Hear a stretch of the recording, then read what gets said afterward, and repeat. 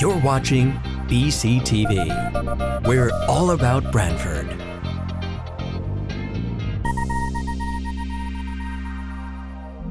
You're watching BCTV, Branford Government Television, a service of Branford Community Television. This program is brought to you in part through the support of the town of Branford.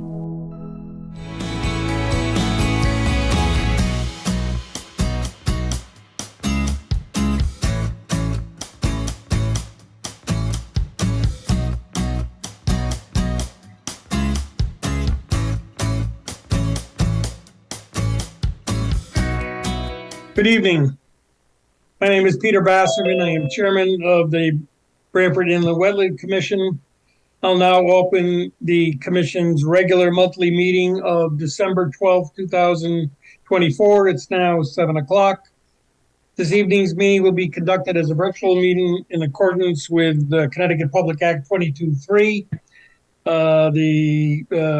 It's being held with documents referenced at the meeting available at the town hall or via the agency's webpage.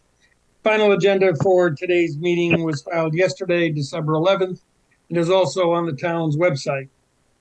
Does the staff have any changes to the agenda this evening? No.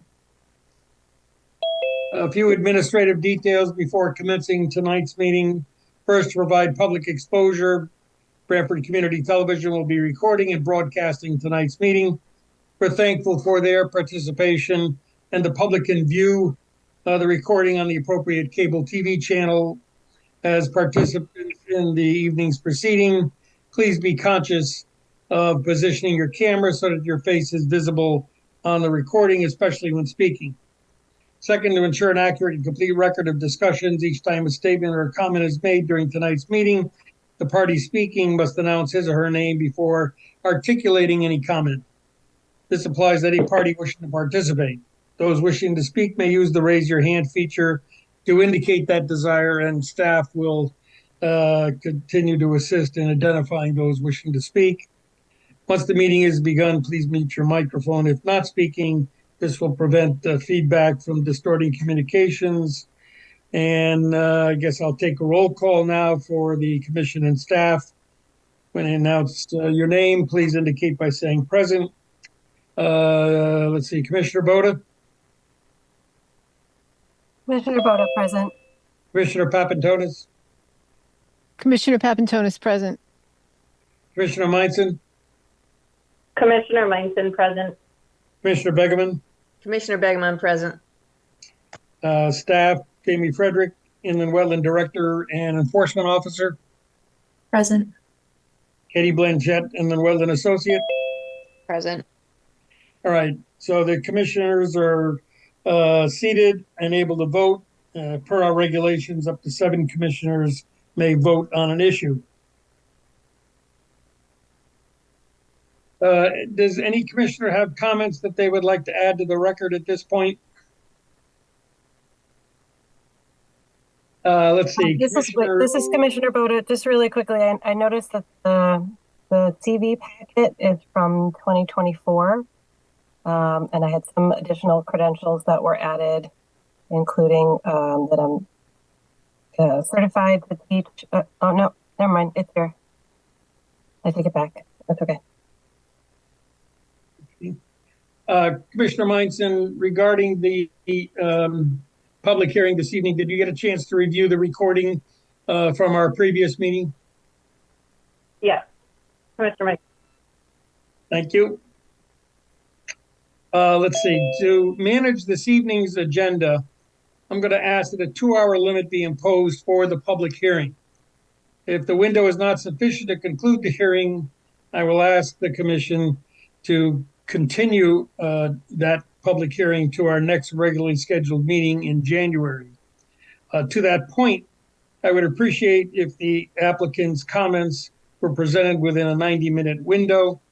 Therefore, a brief review by the peer review team can follow and still work within that 2-hour time frame. I will now reopen Inland Wetland 240902, which is Beacon Hill and age-restricted housing development. Minutes. Oh, do we, oh, you're right, we didn't do minutes yet. Okay, we have minutes from November 14th, 2024. This is Commissioner Boda. There are a few points that I think from the public hearing that weren't captured in the minutes. I know that the the minutes are not meant to be exhaustive as there's a recording of the meeting, but there were a couple of items that I wanted to make sure were captured. Katie, you ready? I am ready. Okay. Just go slow. Sure.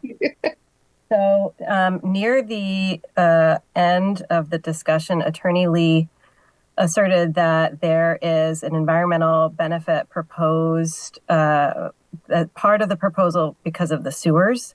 And I indicated to him that that's not part of their record. And as an attorney, it's not for him to say. And if they wish to make that argument, there needs to be a finding of fact on the record for that to be considered as part of the application. We also talked about a need for an alternative analysis without building 4.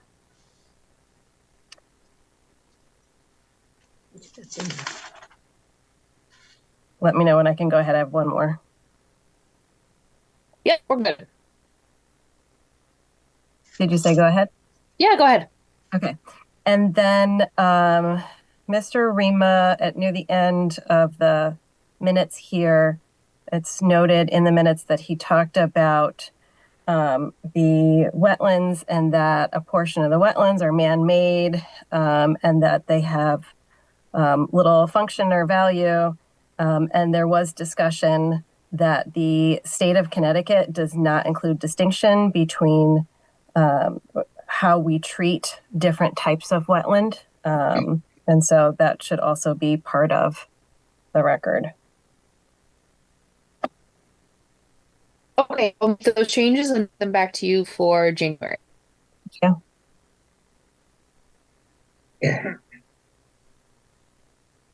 Okay, so we have tabled the approval of those minutes until our January meeting.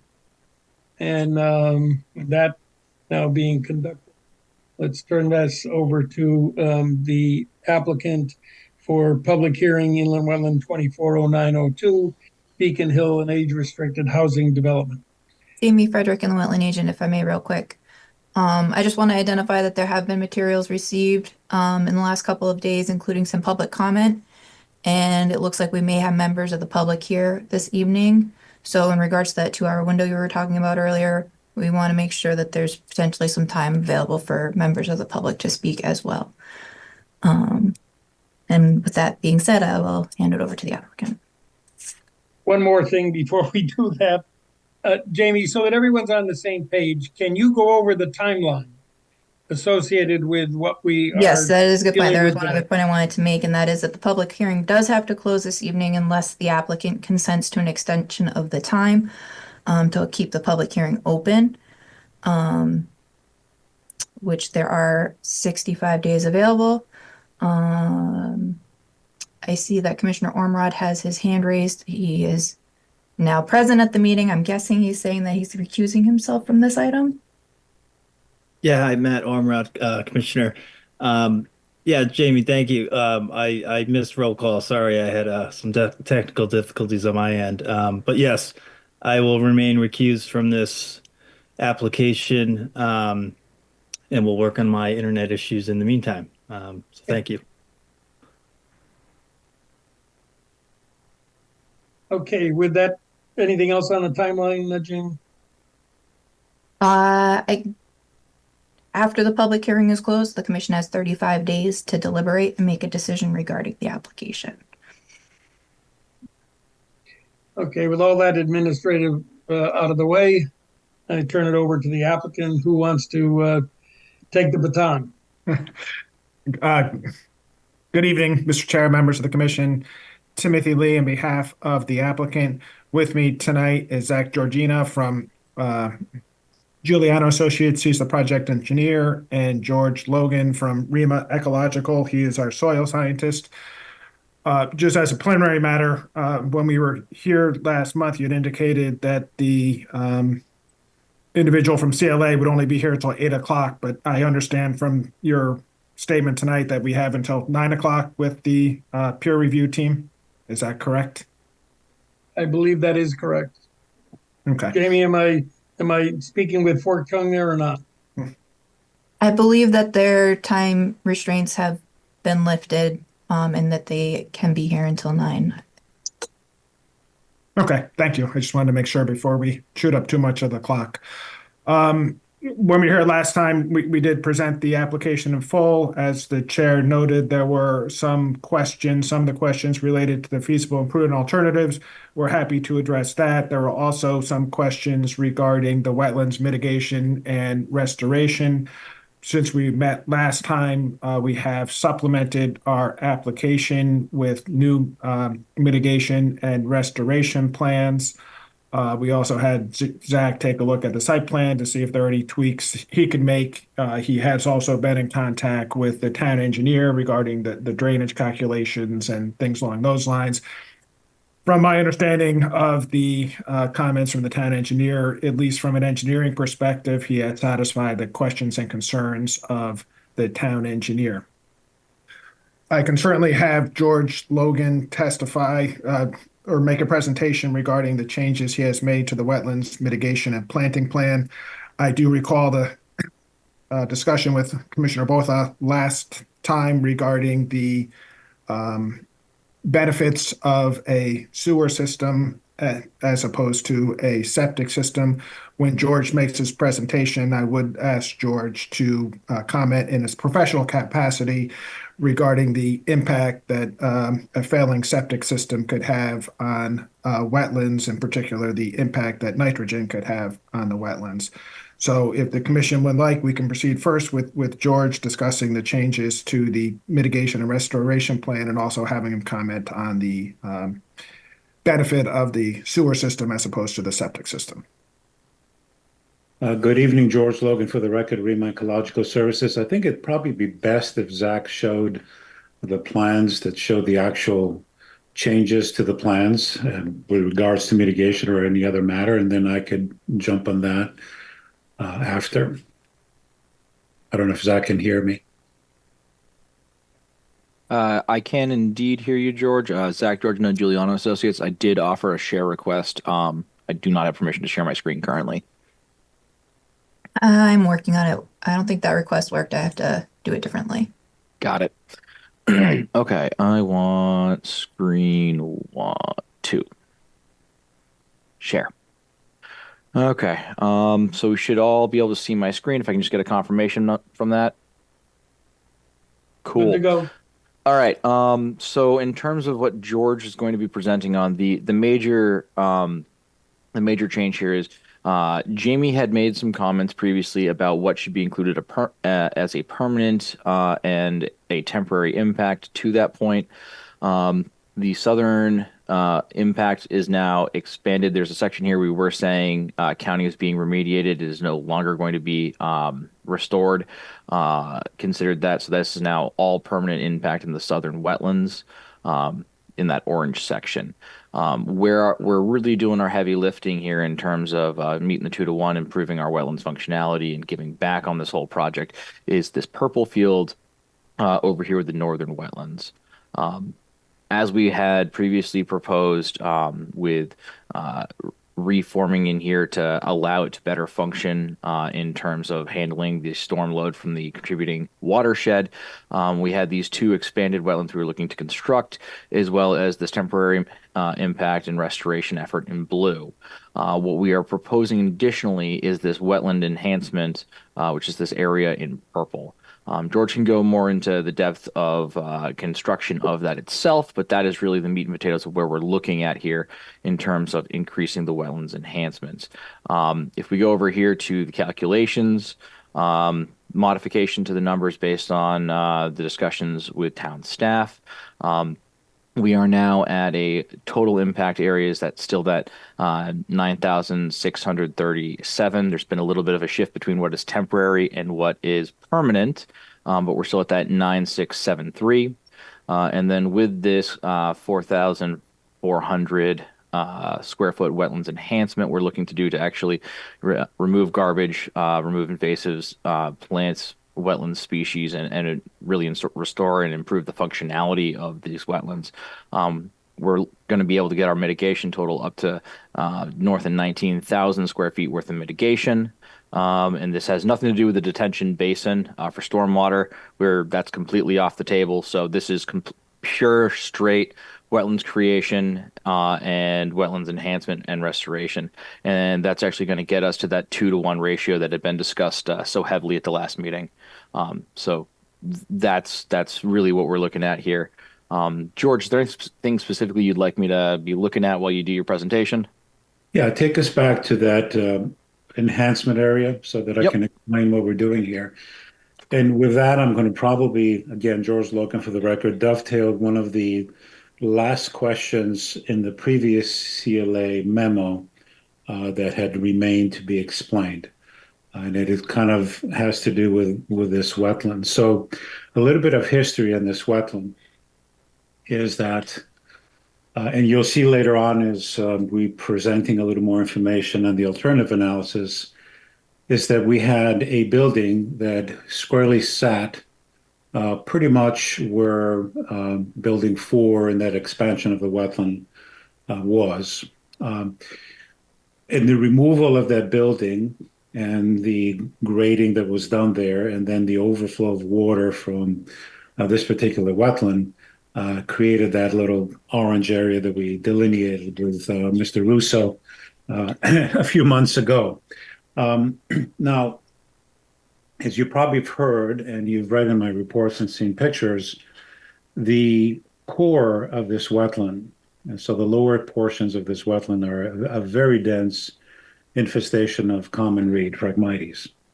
And the thing that I got thinking about it, because I looked at the aerial photographs and I couldn't see the photographic signature Phragmites until after the full development of this parcel had taken place with the building that I just described. And I think what happened at that time was that the hydrology of this wetland was altered. How was it altered? It was basically made wetter. That disturbance probably precipitated in a change of vegetation where woody vegetation couldn't make it anymore. And the Phragmites, which is tolerant of up to a foot of water in general, came in and populated this disturbance and then spread out. So that's kind of one thing that I got thinking about it. Now, one of the questions that have been asked by the third-party review, and specifically Mr. Russo, was what's going to happen here in this wetland since we are providing some clean water, but yet additional water that's going to raise the level of the water for several hours during storm events before it's released through the piping system downstream. And I got thinking of that. And the issue here is, first of all, this has been created by an altered hydrology already. So what happens if you maybe alter the hydrology again? Well, what's going to probably happen is that the Phragmites is not going to tolerate it. They have a tolerance. They much more than certainly than woody vegetation, which has been eliminated. So what's going to happen there is you're going to have a little more water, and either the Phragmites is going to get stressed, and that stress is going to probably allow for the next native vegetation that's tolerant of this kind of situation, that's all over the environment, and I see that happening, and that is cattail. That's a native species, and so you might end up having pockets of cattail marsh that are going to potentially invade here and there. And you see that, and I see that in natural systems that are infested by Phragmites, where the lower spots are, you have the cattail, where the higher spots are, you have the Phragmites. And you can see that not only in freshwater systems, you can see it in tidal systems, brackish, for instance. So what we thought that we could do in this particular situation is when we're doing the work to lower the ground in the green areas that you see there, we could reach out to the purple areas. Um, that's probably about 20 feet or so, would you say? Maybe 25 feet, Zach? I kept it under 25 feet. I believe it's on average 21 to 22 feet. Which is kind of the average reach of an excavator. So what could happen here is we could remove some of the wetland soil, if you will, which is Phragmites infested. That would have to be removed off-site and deposited in a proper manner according to DEP protocols, which that has to go to specific landfill. You probably know that. And that will create, and the excavation we're talking about here is in the order of a foot to maybe a foot and a half, 18 inches additional. And that will create an environment which Phragmites can't tolerate because it's a little deeper. Since we know where the level of vegetation or the water levels are going to be, because there's sort of an engineering component to that. And that will allow us to put in plant materials of a deep marsh. And I have revised the planting tables to include many of those. One plant that I didn't think to include, now that I'm thinking of it, could have been right at the edge would be buttonbush, because that's a true aquatic species that tolerates more than a foot of water on average. So that could be something that could be added. But you're looking at soft stem bulrush, you're looking at arrow arum, you're looking at sparganium or boerweed, things like that. They're like what you would see in a deep marsh rather than a shallow marsh, which is the situation here. So that would definitely be an enhancement, and it would also increase the ability of this habitat for amphibian breeding, because right now there might be a pocket here and there, but it's choked up by Phragmites. So that would allow for a clear area for amphibians, especially anurans, frogs, to be able to populate that. So that's the discussion, and the notes have been revised to reflect this and some of the other things that we heard. All the tables have been revised, and the only difference, apart from what you see here, is that we took all the plants out, and there's just a seed mix from the detention basin. So you can see, and of course, I have landscaping plans that I've populated, which also was submitted. You might have seen them before. So those have been redone. So there's nothing happening within the detention basin except for a specialized seed mix for the bottom. Now, the other thing that I want to discuss quickly, since we're still in the mitigation component, we got an additional memo from CLA that's dated yesterday, December 12th. And there was a couple of questions that had to do with the mitigation. These are new comments. One comment, which I think it's more for Zach, but I'll explain what it is. The comment is the wetland mitigation plans, notes, plant lists, and details prepared by REMA should be incorporated in the final site plan set, which obviously that's very reasonable. Number two, item 1 of REMA's mitigation plan implementation notes call for 10 wetland mitigation locations, and these should be identified on the plans. And I think we might have done that on this plan. You can see, for instance, that there are restoration area 3, proposed wetlands creation C, etc. So those have been, and I think the only one that's called the proposed wetland enhancement one is the additional one that we have. We had 9 areas, now we have 10. I think that's it, and Zach will correct me if I'm wrong.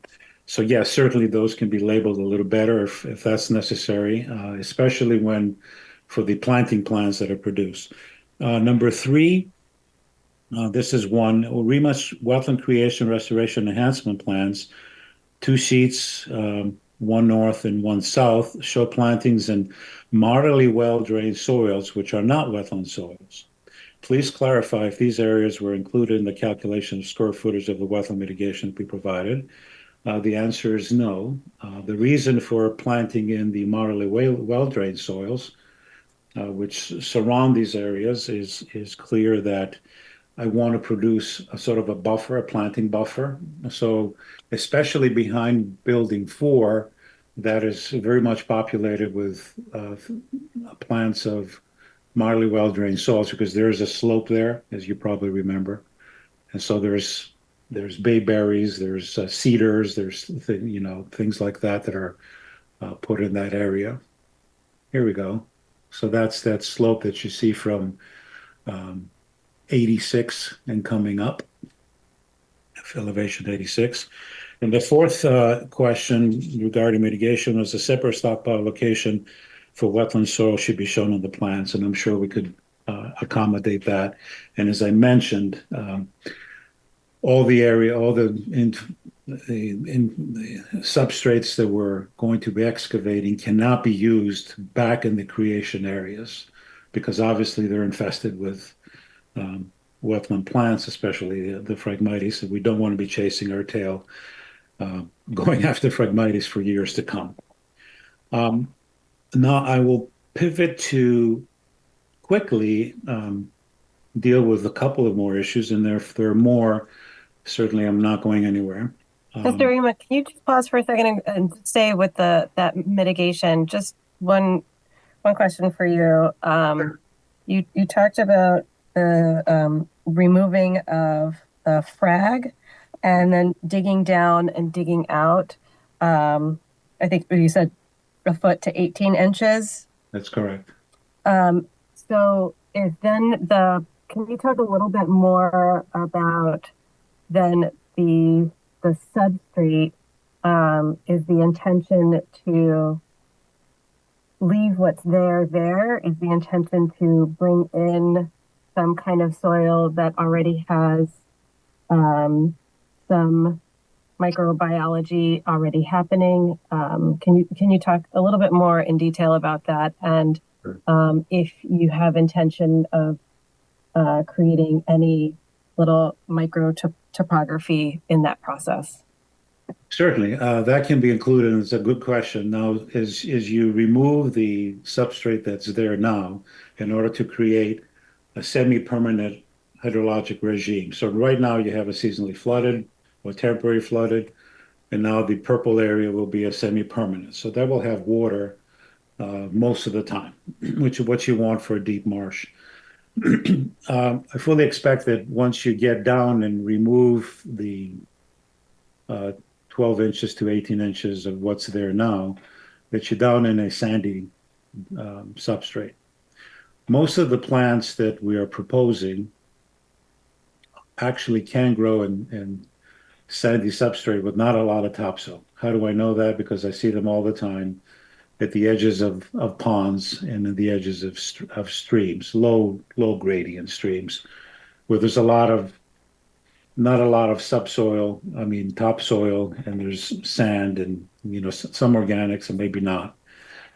I think your point is well taken that the thing that we will probably want to do is to carefully, in the areas that we will be planting, and those are going to be probably clumps that are going to be going along the perimeter, because we're not going to necessarily go in and plant at the far end of 25 or 20 feet.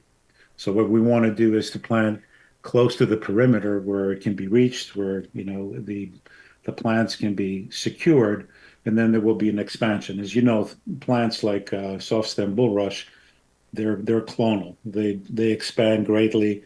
Boerweed does the same thing. Most of these plants do it.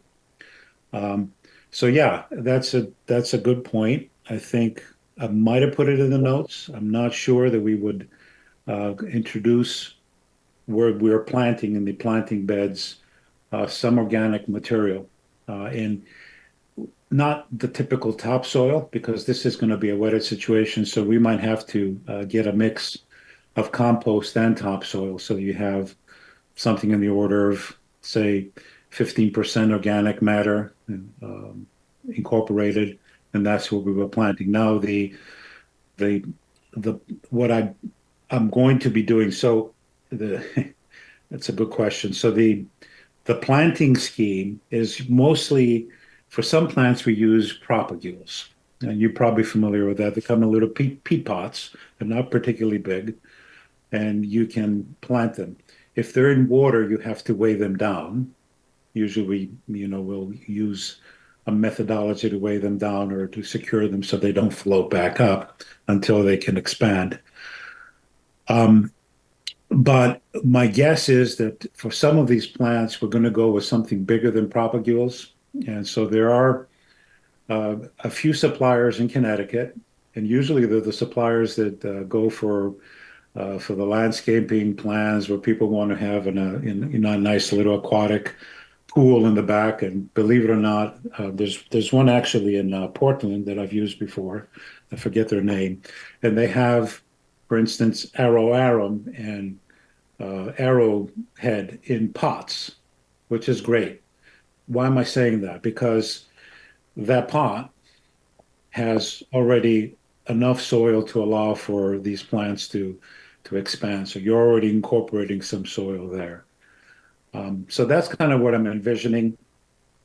Does that answer your question?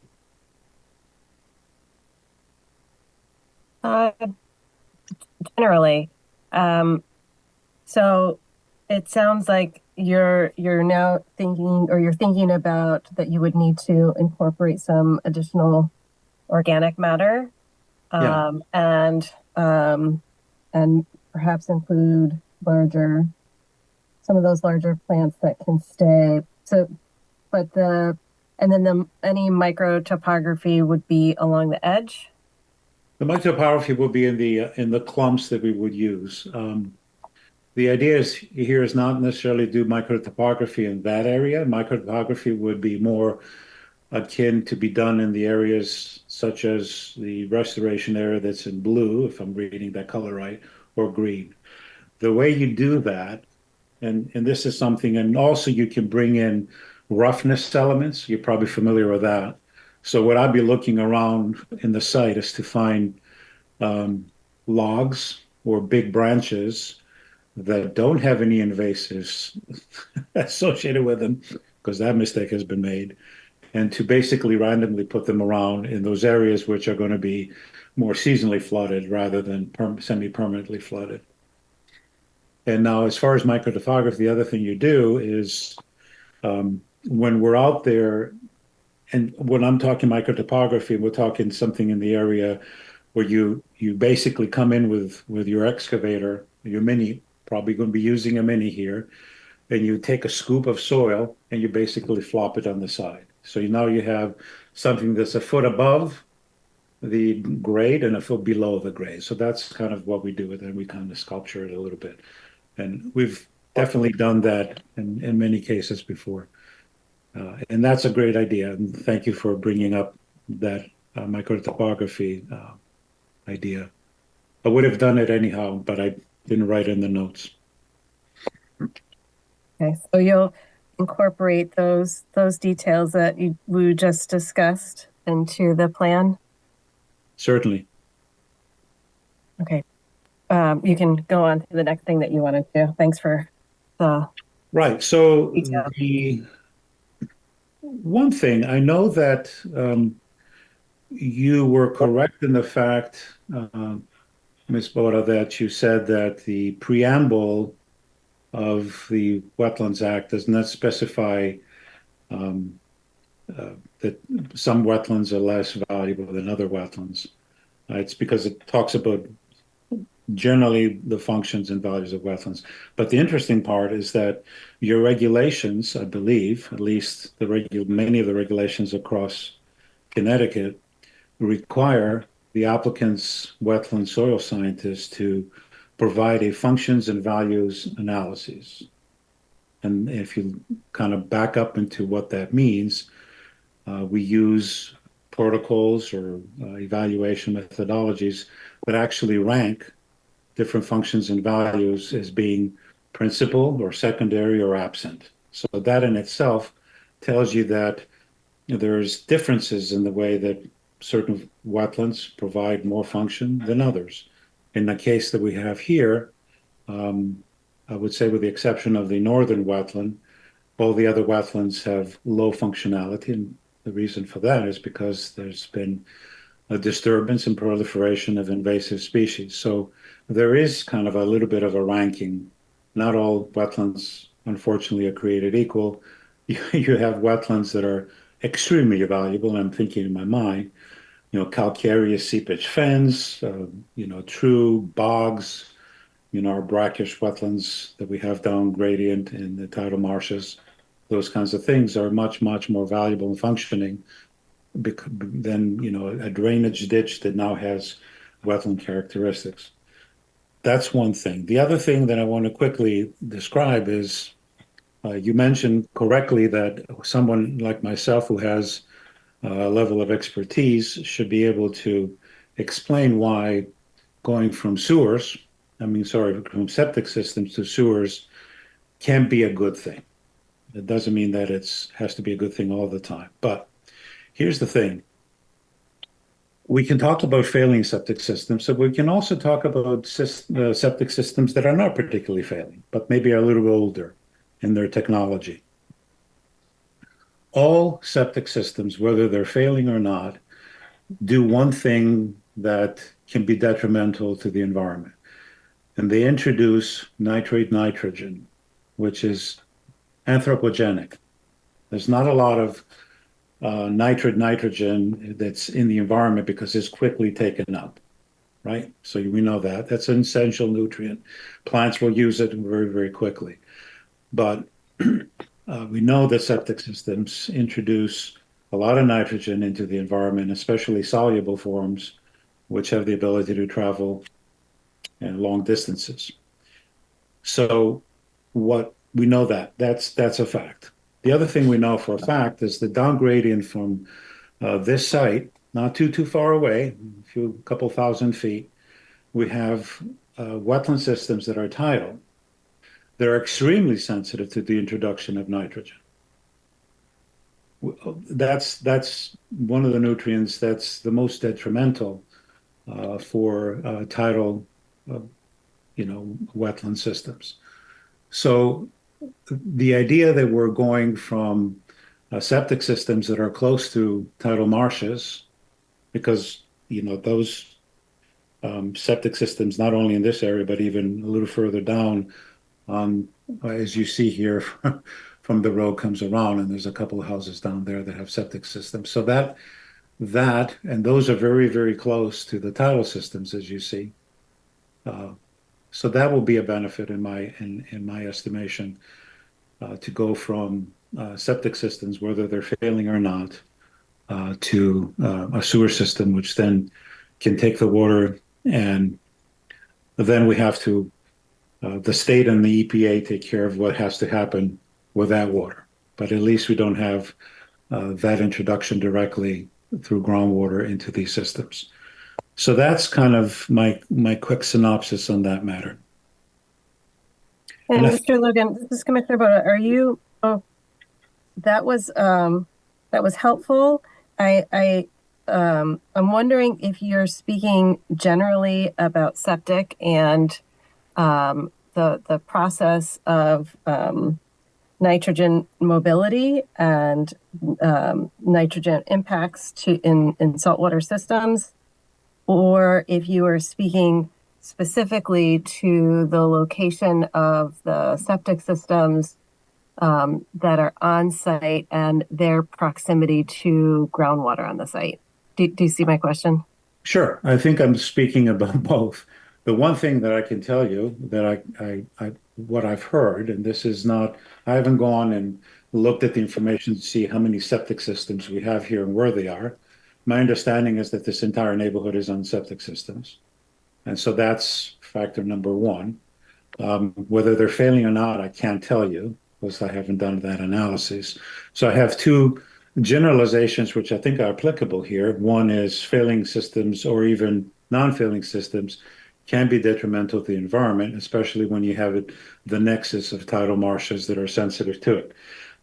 As you probably know, most septic systems don't do any better than about a 40% reduction of nitrogen.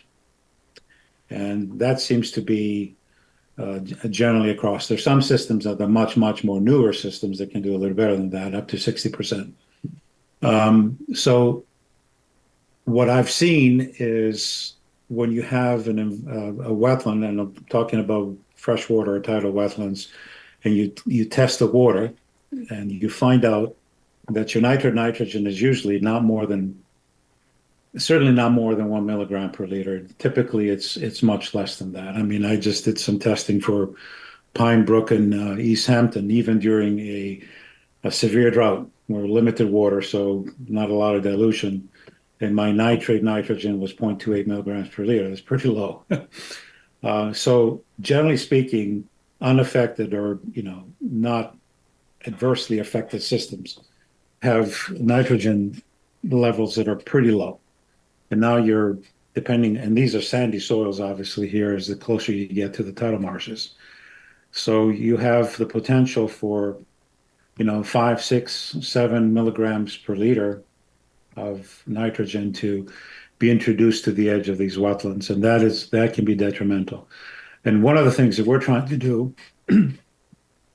across the state is to mitigate for the effects of Phragmites. Phragmites loves nitrogen. So the more nitrogen you throw at them, the happier they are.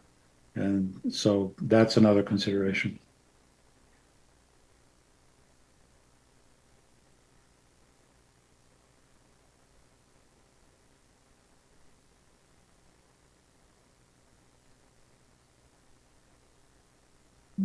Is Commissioner Batchman, any other mitigation comments from the commission or material that the applicant wishes to discuss? No, Mr. Chair, I think that covers it as far as mitigation or restoration is concerned, unless the commission has any questions for either Mr. Logan or Mr. Jarnia. This is Commissioner Begeman. I just have a question. When you're removing all that 12 to 18 inches of topsoil, of whatever that is, partly wet soil or whatever, I'm assuming there are invertebrates. There's some. Can you just speak to what is removed? Living organisms that are removed that won't be replaced, because that seems to me that it'll be an impact. Well, here's the thing. So these organisms that we're removing, and what are we talking about here? We're talking about some invertebrates, probably snails, scuds, the kind of, worms, those kinds of things that you find in topsoil, in wet topsoil in these situations. So yeah, that's removed, but it's going to very, very quickly colonize by what's adjacent to it, because these organisms are prolific and they will spread and take advantage of whatever they find there very, very quickly. So I'm really not concerned about that, because you already have a source which is going to recolonize those areas.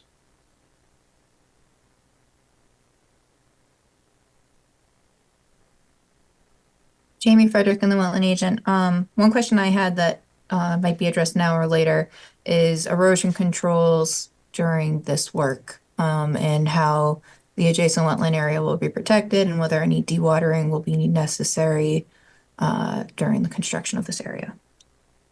That's a good question, Jamie, and I think we could take an extra look at that, but I expect that what's already on the plans as far as protecting this area. And actually, you remember all the water is running our way.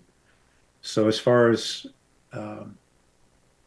soil escaping our areas, it's going to basically be where we're doing the work. However, the dewatering is another question. So we might have to do a little dewatering. And so Zach could probably address what the typical dewatering practices would be and it also depends on the time of the year. And whether we're in a drought or not. So, Zach, you might want to address that. I see you have things going up already. Yep. Pardon me. typically site plans and construction timing, and it is mentioned in the narrative when site plan development wise has things that are in an upland review area or adjacent to a wetland where we do our best to limit and time it to be during the Connecticut's dry season, which is going to be your towards the end of June through July and August is really when you want to be doing this work. Because that's statistically speaking when you're going to get the least amount of rainfall events, the least sustained water. So the driest situation possible. But to mitigate that, what we are proposing, water and sediment doesn't run uphill; it runs downhill, and our site luckily goes north to south, so it's easy to say everything coming from north, if people think of as up, is coming down. So when doing the work and creating our staging area, and before we start doing any of the filling to create our detention basin and whatnot, one of the things that we are proposing in the early phases here is to put in a stone-lined swale around the backside of where our construction area is, and have that coming up right to where the current low point in this northern wetland is.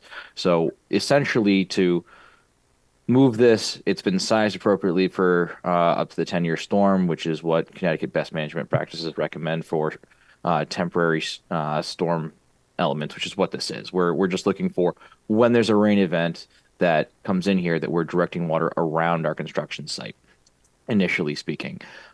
This whole swale and water, everything north into the northern wetlands, this is undisturbed, so we're going to be getting water that's the same quality and treatment wise that's there today.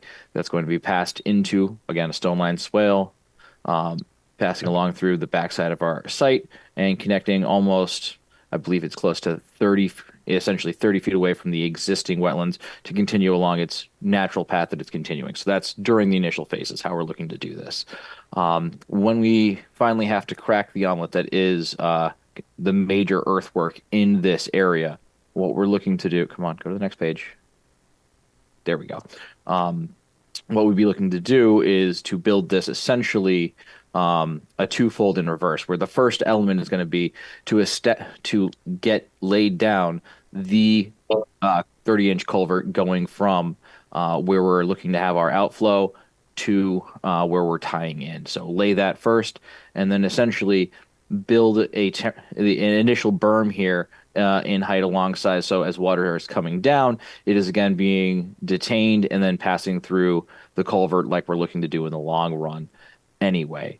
Once this berm has been initially built enough that we can still get in here, but water is being directed through the culvert to function as intended, we then get into the element of doing the work in this area. Typically speaking, and this is town to town in terms of the recommendations here, if we're working on a downhill wetland, installing a silt fence 3 feet beyond the limit, 4 feet beyond the limit, it creates essentially an additional disturbance of a foot and a half to 2 feet by 2 feet in terms of the soil, where we have to actually dig soil to put the silt fence in, put the back soil on. And it's really just a for show element because, again, water doesn't flow uphill. So in this situation, what we're really looking to do here is when we build this and create our depression for the proposed mitigation and wetlands creations we're doing here, we're keeping the grade lower than the northern wetland. So we're not going to be seeing silts and fines migrating uphill into this.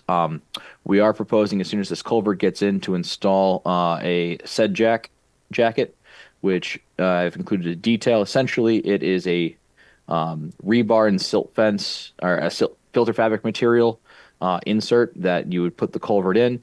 You put this in. A couple of sandbags are inserted in there to make sure this is locked in place. And so for smaller storm events, water interacts with this just like it would a silt fence, where if there's any sediments or soils being deposited from the work we're doing in the downhill side of the northern wetland, it would be building up and filtered against the said jack, just like a silt fence would.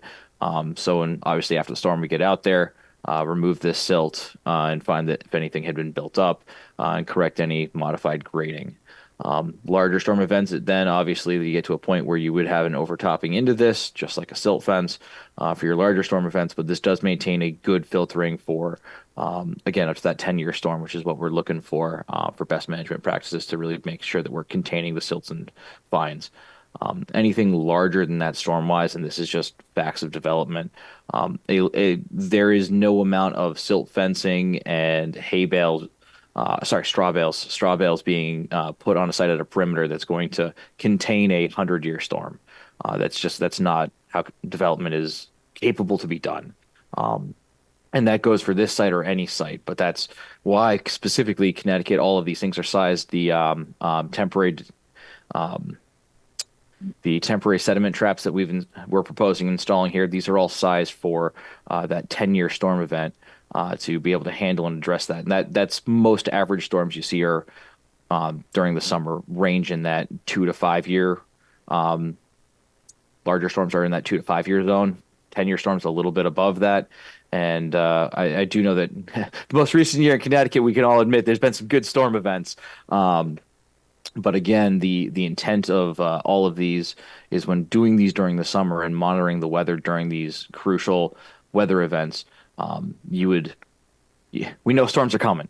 When you see that they're 5 to 10 days out, a responsible developer is going to sit there and make sure all of their sediment controls are in to the best extent possible. And I think that addresses the northern wetland. Going into what we're going to, as we continue to build up, how that we are going to protect the southern wetland. The goal is to get the basin in and constructed first. It's going to provide us a fairly decent physical land barrier for sediments getting from construction site passing beyond. But we are looking to install some straw bale reinforced silt fence along the temporarily through the wetland that we're looking to be doing some enhancements to south of this. Silt fence along the toe of the slope to stop water as soon as we're hitting the bottom off the 3-to-1 slope for the detention basin itself. Interiorly, we want to protect that sand filter. So again, ringing that in silt fence that'll allow water to get to the sand filter, but stop sediments from interacting with that and clogging up that sand filter. And then silt fence being run along the uphill side of the downhill end of this land bridge, so that we're containing anything that's on this upper area that would be trying to mitigate down towards where we've already been working in establishing our wetlands mitigation areas. Keep that up on top of the berm. The couple of larger filling areas like this, when being constructed, one of the things that developers need to be cognizant of, thank you, is that the center needs to remain the low point. And that's going to prevent a lot of water hitting there, being able to pick up speed and velocity and try to escape.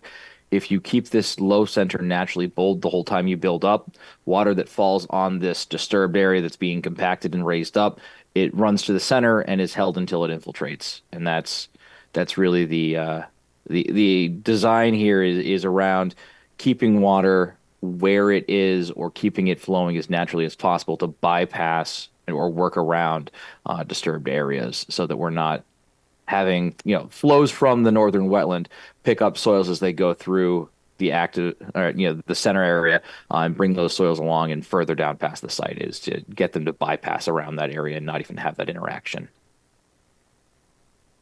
And this is Commissioner Boda, you said in that center area, keeping it bowed so that the sediments don't run off, but rather infiltrate. What kind of soils were here that would allow for infiltration? So at this point, this is going to be compacted fill. All soils eventually will infiltrate, unless you have a solid clay, and even then, given enough time, water will infiltrate. And so in terms of a dewatering situation where, let's say, you're absolutely right, this is compacted, we're not seeing good infiltration, there was a storm, it's 2 days later, it's still full of water. Typically what you would end up seeing, and I believe was included in one of the later sheets at request, we have a dewatering narrative, and then the best management practices outlines exactly various approaches to do this, but typically what you end up seeing, contractors either using a temporary sediment bag. So essentially we attach a bag to the end of a pump. We take water, put one end of the pump into the water, pump that through the filter bag, and we put that on a not disturbed area. So as water's pumping out, it's being released by that bag in all directions on a fairly level surface that isn't disturbed, with the sediments being trapped inside that bag, much like a catch basin insert would catch all the sediments being entered into a catch basin before allowing it to pass through, to pump that area dry. Once that area was dry, obviously then construction could continue maintaining that same thing. We'd have the potential for that same if we were not seeing any infiltration, while we continue to build that up until we've got it to topsoil and seeded, in which case it's no longer a concern. Amy Frederick and the wetland agent. I want to jump back real quick to that dewatering question. So you showed the dewatering for phase one. Do you anticipate there being any dewatering during the wetland mitigation enhancement activity? Or if it's wet, is it something that you can excavate with ponded water? Because that edge of the wetland did have standing water when it was being looked at in July this past summer. So in a bit of a unique situation, my office, typically a lot of our projects we're hired to do both the surveying and engineering element of it. We were not the surveyors in this particular project, but I was out here essentially doing a site walk. And when I was out here in May, the northern wetland was dry. I didn't see any water in it. The situation where, May of 2023, when I was out here doing a site walk, and the wetland was dry. Now, I know that when the commission was out there and when Mr. Logan and Fred Rousseau were out there, there had been storm events within 24 hours of the walking. So I expected that the wetlands would have water in them when you guys were out and about.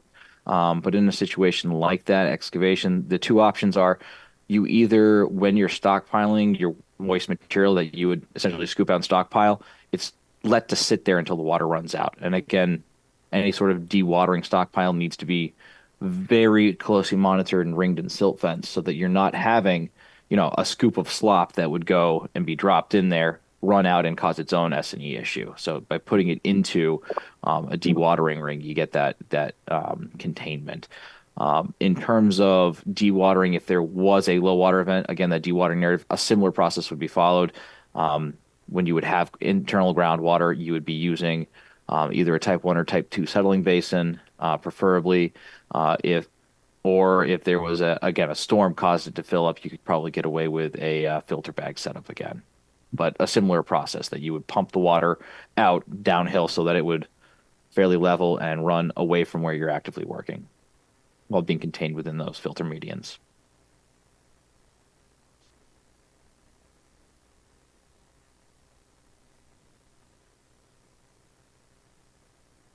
Any that address your concern?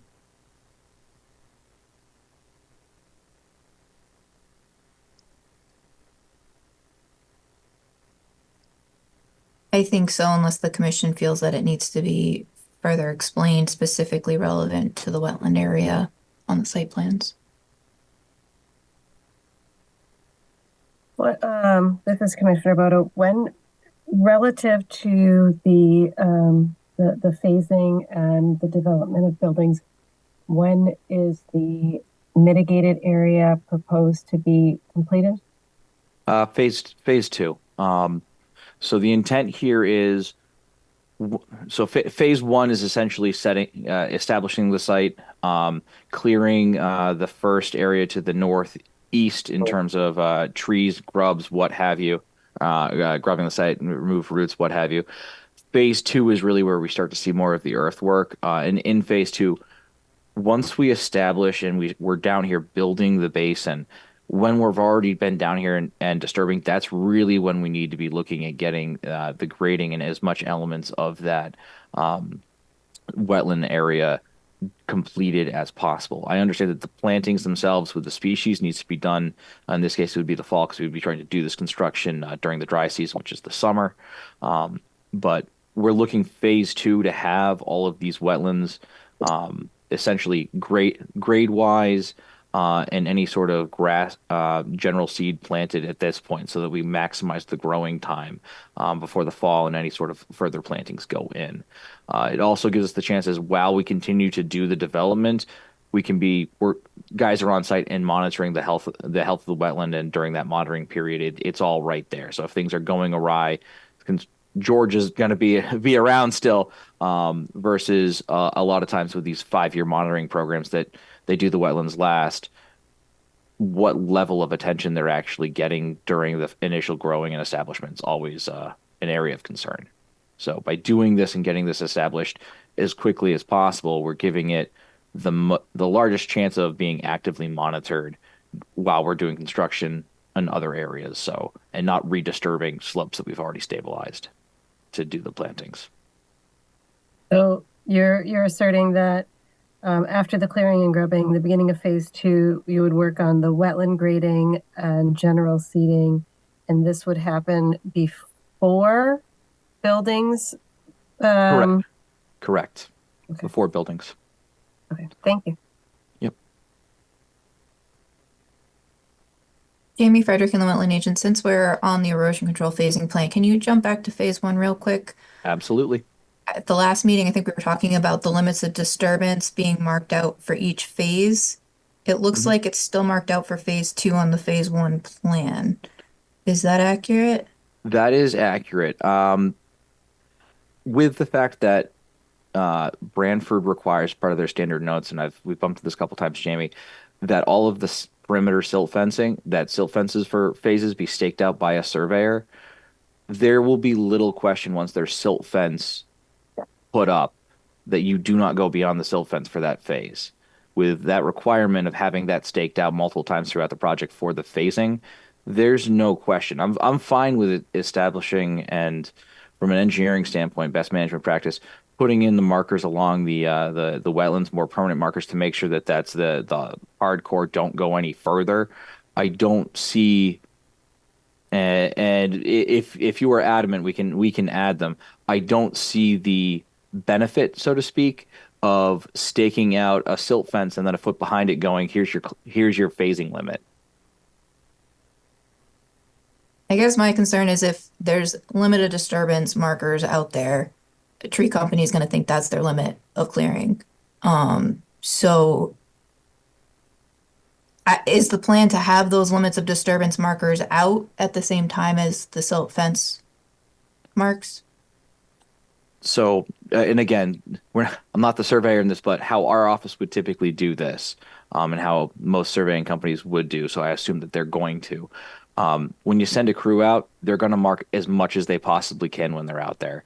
The crew that comes out here to mark the edge of these silt fences, if you're set up, knowing setup wise, you're going to be set up down here in this valley. You're going to be marking this silt fence, and from the same setup, having a guy stake to these couple of points and put these marker notes in. That's how this is most likely going to be done by any survey company. So I expect that all of these marks will most likely be put in within days of each other. Most companies would allocate, you're going out here and doing construction stakeout for these 2-3 days if need be, so that it's addressed and done. So that's what I would expect to have happen, what standard practice would dictate. So there would be markers on all of these. The markers would be out there and the silt fence would be out there. And essentially, from the contractor standpoint, that the clear and grub, your limited disturbance is the silt fence. Don't go beyond that.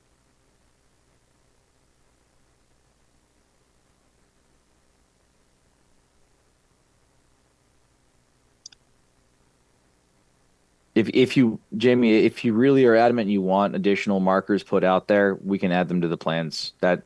That's fine. I don't see a tangible benefit to it. Jamie Frederick and the Wetland Agent. I'll leave it up to the commission. Okay.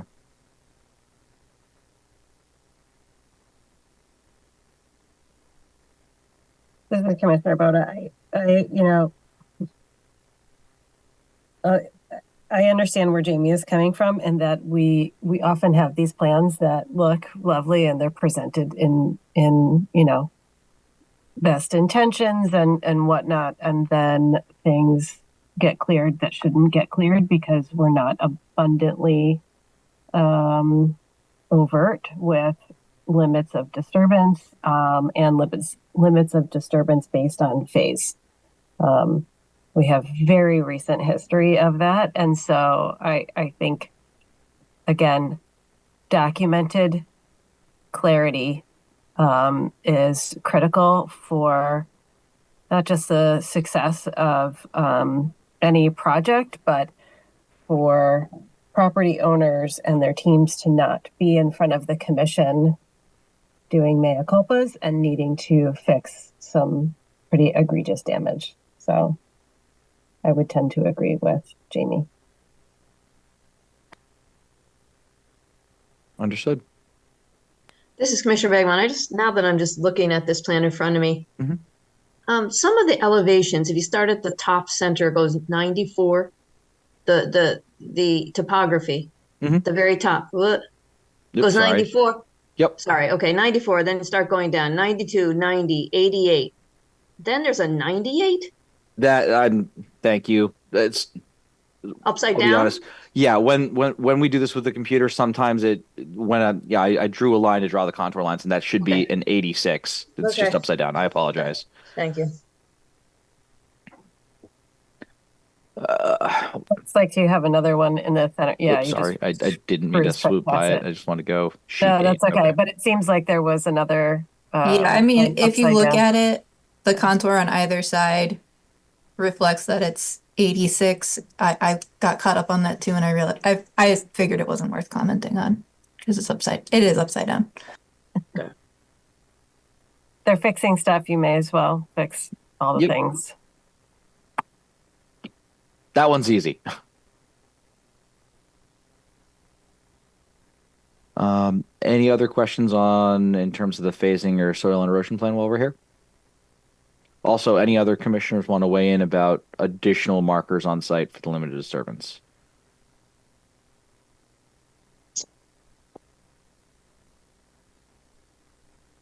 This is Commissioner Bassman. I think you have some direction on additional identification. Why don't we move on? Okay. Thank you. Yep. Tim, if you want to take it away. Again, engineering-wise, we had only a couple of things that were outstanding. They've all been addressed through CLA and Mr. Hofferly's office for the town engineer. So, Tim, I think that's Yep, I think that's right, Zach. So the last item on the CLA list in the letter that we got yesterday was the discussion of the feasible and prudent alternatives. In particular, they referenced in points number 31, 32, and 33, they wanted us to go into further detail regarding the prudent and feasible alternatives. I did submit a written submission to the commission late this afternoon outlining what our feasible and prudent alternatives were in response to the CLA letter, but I'm happy to summarize that right now.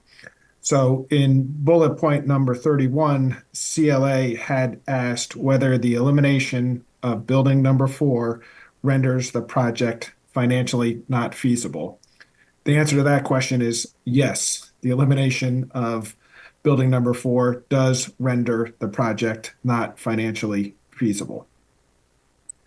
As we discussed last month, one of the benefits of this project is that it's going to allow the town to extend the sewer system to this particular neighborhood, not only to our property, but to the neighborhood so that other homeowners can tie into that project. The cost to extend the sewers is approximately $1 million, and I'm going to have Doug Anderson, the developer, testify shortly as to the costs of installing the sewer system at the property. Because we are expending large sums to install the sewer system, we need to get a minimum number of units in order to defray the costs of the installation of the sewer system. We initially started with a number of units. It got reduced to 30 units, and now we're down to a bare minimum of 22 units. And based on the cost of the project and the cost of the sewer system, that is the minimum number of units necessary in order to make the project economically feasible. We did consider, or the developer did consider, relocating building number 2. However, we are not able to building number 4. We are not able to locate building number 4 elsewhere in the property for a number of reasons. One was the topography of the property. 2 was additional impacts to the wetlands, even if we relocated the property. 3 was restrictions due to the bulk standards in the zoning regulations. And 4 was the fact that in the prior application for this property, the developer transferred out several acres of property, and therefore the property we're dealing with right now is a little bit smaller than the property they were dealing with 10 years ago when they dedicated that property as open space.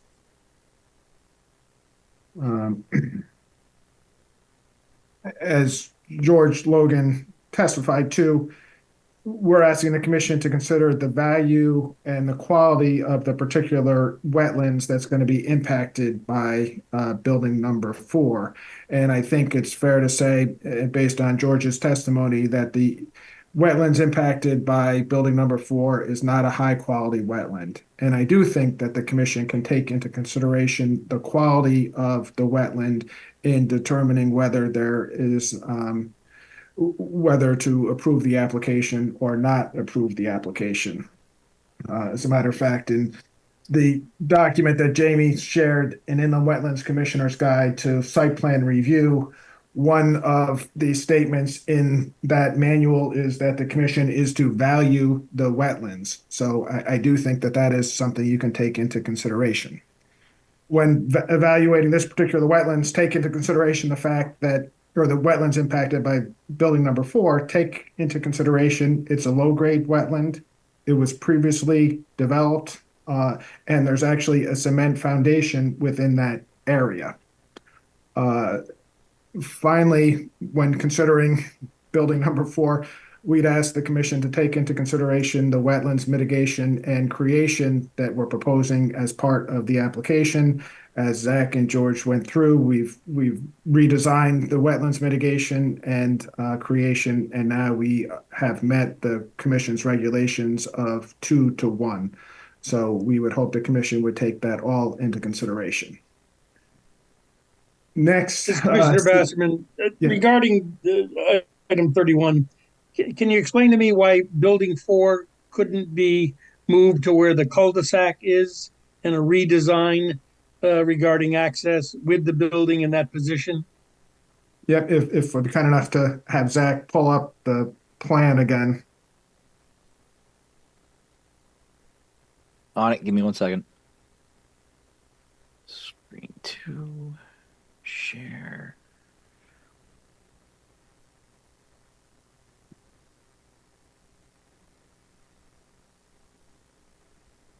There you are, Tim. Would you like me to address it? Sure. I mean, if you're, Mr. Chair, you're talking about where the cul-de-sac is at the end of the driveway? Correct. Okay. Well, I mean, certainly we do run into building setback issues. Basically, the property is in the R3 zoning district. Our intention is to submit an application to the Planning and Zoning Commission to change the zoning designation to an adult housing district under the regulations. That regulation has 50-foot setbacks from the side yard and the rear yards. We're basically not able to locate a building there due to the restrictions under the zoning regulations. And no opportunity, this is Commissioner Basserman, no opportunity for a variance regarding that setback? I mean, there always is, but here's the issue. Right now, the property's in R3 zone. Our intention, if we get wetlands approval, is to submit an application to the Planning and Zoning Commission to change the zoning designation to the active adult community 55 and over zoning designation. That has the 50-foot setbacks that we talked about.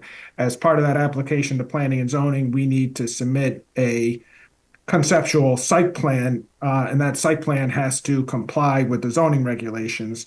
So there's really nothing we can submit to ZBA at that point in time anyway, because we're not even in the zone yet. So the short answer is I think it's going to be difficult to get a variance of a zone which doesn't exist at the current moment.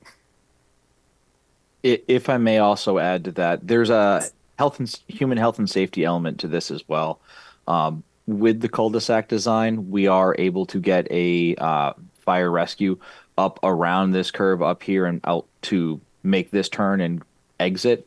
The other side, justifiably, it's essentially a straight shot with being able to back down with the large intersection provided between the two sections of Beacon Hill and essentially back down and out. Without that, we'd be asking a fire truck to go hundreds of feet in reverse, backing down this until it was able to then make a turn and then exit. So just in best practice, we need some sort of fire turnaround at the end of this. So eliminating that does create a health and safety concern. This is Commissioner Begman along the lines of dividing up buildings to get rid of building 4. Couldn't you split those two? It's only 2 units. Can't you? Have you considered putting like 5, 6, and 7 together and adding one more unit to the end, or with building 3, move it, put the pickleball court where building 4 is and add a unit there. So you end up with the same number of units, just a different configuration. So simply the notion of flipping the pickleball court there is still going to have a impact on that wetland. Well, it's smaller. A smaller impact, but still a notable impact. There still will be elements of that even bringing this over here, having the pickleball court here, you're still going to be having the same impacts to the wetland and the greater area as well in terms of hydraulic function.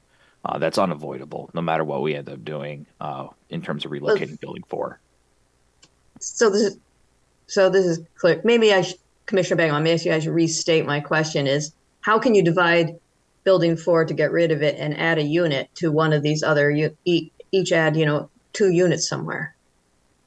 I'm going to offer this back to Tim and Doug. Yeah. I can jump in here if you'd like. This is Doug Anderson, represent the developer Beacon Hill Property LLC. So when we start, I'll just step back a little bit and tell you how we got to this point, because this has been a multi-year endeavor, if you will, to land where we've landed today. So, Jamie, if you wouldn't mind, Exhibit 49 I sent you today. Would you pop that up real quick? A minute.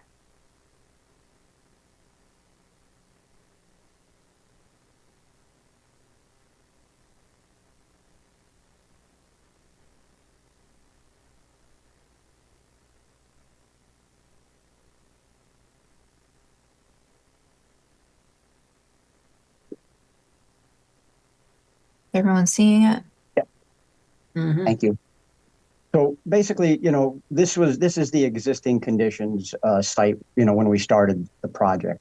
And we looked at the project in a myriad of different development scenarios. As we know, there's an approved 10-lot single-family residential project approved on the site. So in looking at that project, in discussing with various town officials, trying to take into consideration the neighborhood, the sewer infrastructure costs, things that you would typically look at as a developer to make a project, financially feasible and prudent, but also as compatible as possible to the neighborhood, the environment, the surrounding, community, and so forth. So when we started the project, this is the original parcel configuration prior to approximately 2.05 acres being deeded out to the town as part of the original subdivision approval, open space subdivision approval. So what you'll see there is, we've zeroed in a development scheme here of 27 units to build the project out with until, we determined that because this subdivision was filed on the land records, they're deeded building lots. The open space has been deeded to the town of Branford already, and obviously incorporates into the Beacon Hill parcel. We decided that if this subdivision was going to be retracted, there's probably some legality issues with that parcel of land already being deeded out for open space, despite the fact that the subdivision wouldn't have been built.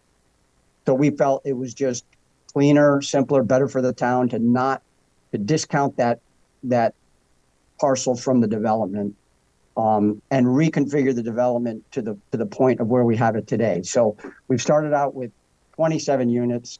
We're down to 22 units. And that was a function of, financial function of saying, okay, is this project still viable in its current configuration to be able to build and absorb not only the approval costs, the road costs, the offsite sewer costs.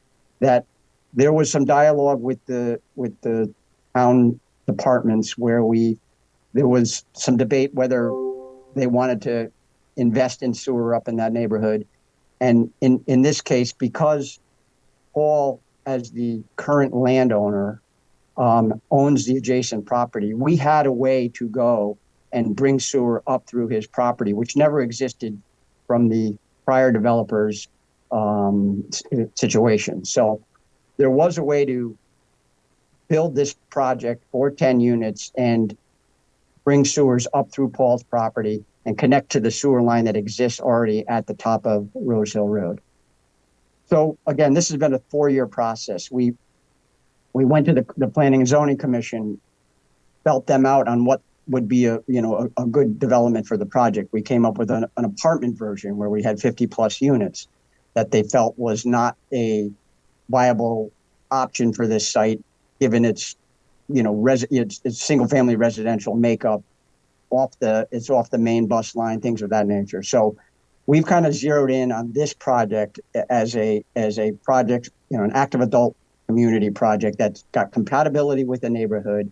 It's got enough density at the 22 units to financially be viable and buildable, unlike the project that's sat, the approved project that sat in front of us for 15 years unbuilt.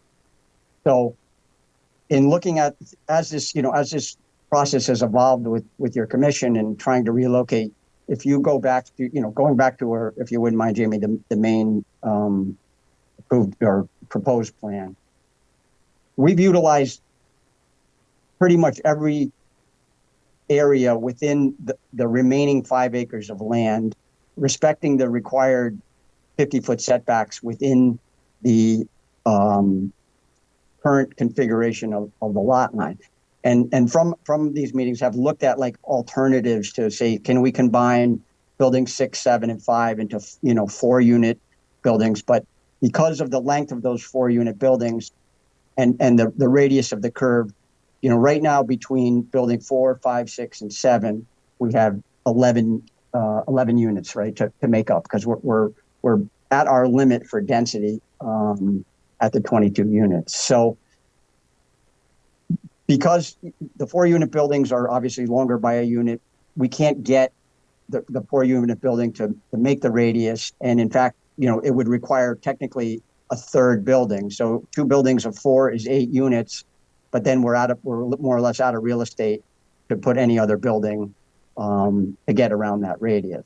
We can't obviously go to the south because the cul-de-sac is there and kind of impedes in that area where a building could move south to add more footage to take building 4 away. So building where buildings 1 and 2 are, really to put another building on the other side of that, we have the wetlands to the north down gradient that obviously there's minimal and probably not enough room to accommodate the footprint of the building. Looked at possibly putting buildings up in the front section and eliminating the pickleball court. However, given the 50-foot required setback from adjacent property areas, you can see that area just gets boxed out for building any kind of structure. So we've really tried to work within the confines of the existing wetlands, and also keeping in mind that, when we initially conceived this project, this expansion of this northern wetland was not on the table. It didn't exist for us at the time. And we've kind of run into this now, in halfway through the project, when we determined that area where, and if Jamie, if you wouldn't mind putting up exhibit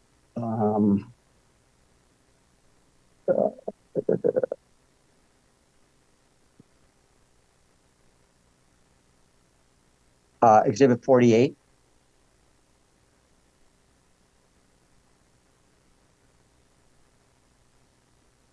basically what we had created here is we had basically taken the existing conditions plan, outlined where the new wetlands have expanded upon that, and shown where, building 4 exists in that. And if you zoom in on that, you can see that there was an original building, actually even more to the north of where our building 4 is, that I believe is the sole reason this wetland has been expanded to the south.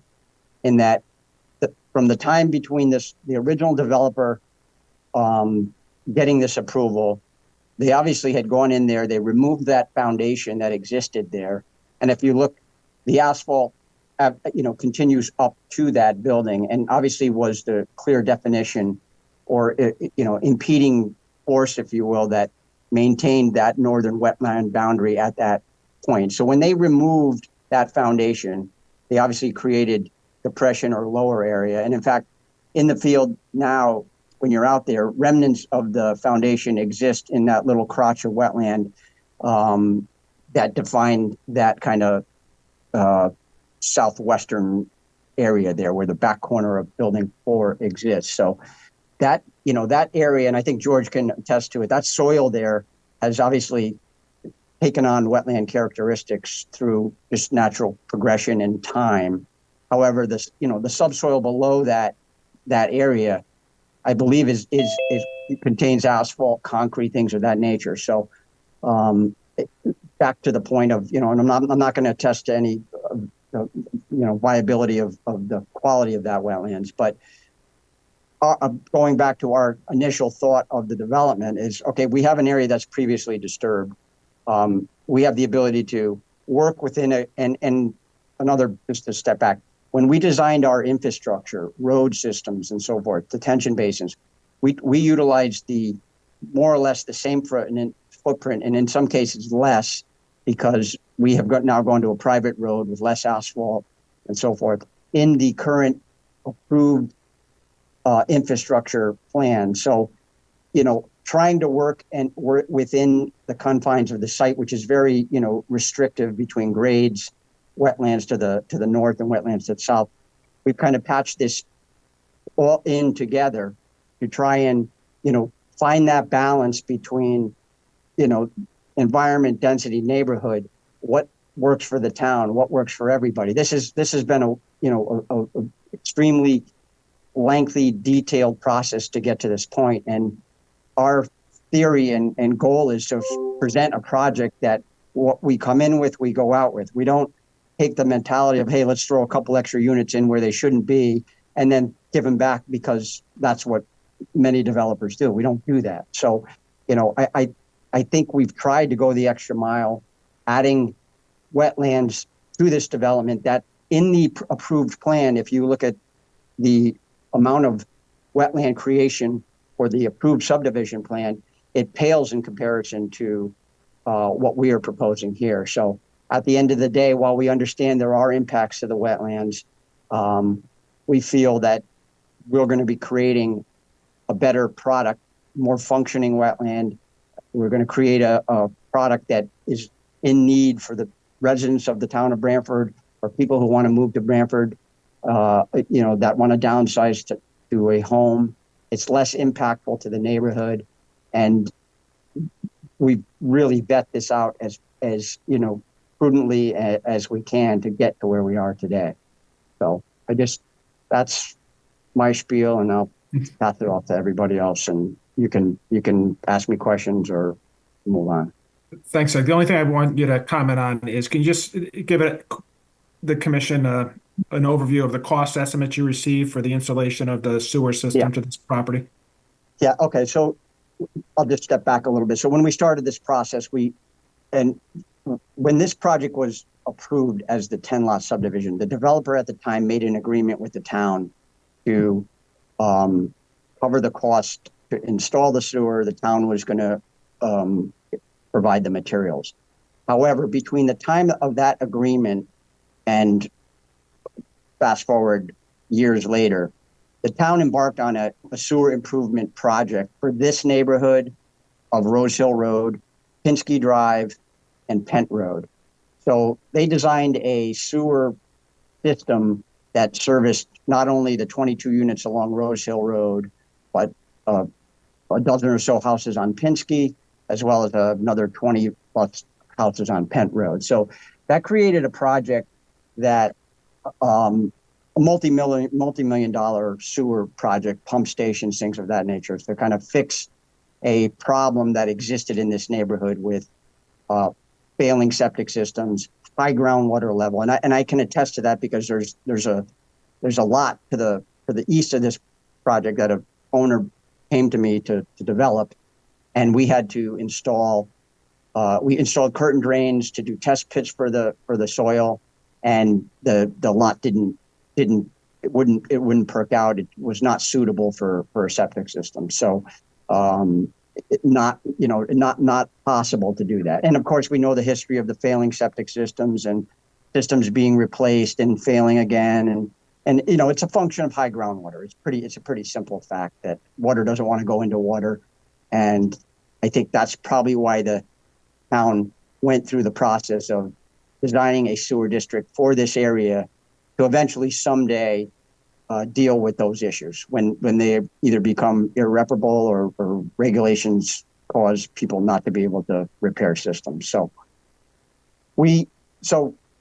backing up to that point, we went through the whole thing. We took the town plan, we sent it out to a pretty renowned sewer contractor in East Haven, Quality Associates, and they gave an estimate to do the sewer for phase one, which included tying in up at Rose Hill, stubbing a sewer line just to this property. So this does not include the sewer cost or the infrastructure costs required for our project. Putting a pump station in with backup generators, and putting manholes in deep enough to be able to accommodate the Pent Road phase of the development. And at the time, that was 2020, that we had gotten an estimate of about $900 and I think it was $12,000 or something. So that kind of began the dialogue with the town, sewers, things of that nature. Should we do it? And back and forth, as I explained to you, where we kind of landed with a meeting with the sewer commission that said, you know what, our duty is to provide sewers to the residents of the town of Branford. We have a project that is designed. There's federal funding that was put aside for it to deal with the environmental issues that have been happening with this, or the failing septic system issues that are happening up there. But there's really just never been the catalyst to do it. So through multiple iterations, we've gotten to the point we said, well, for phase one, we can literally cut the cost of that sewer project in half by literally bringing 22 units of homes to the site, which we started out at 27, obviously, but landed at 22 when we ran into the land issue, plus the 22 units along Rose Hill.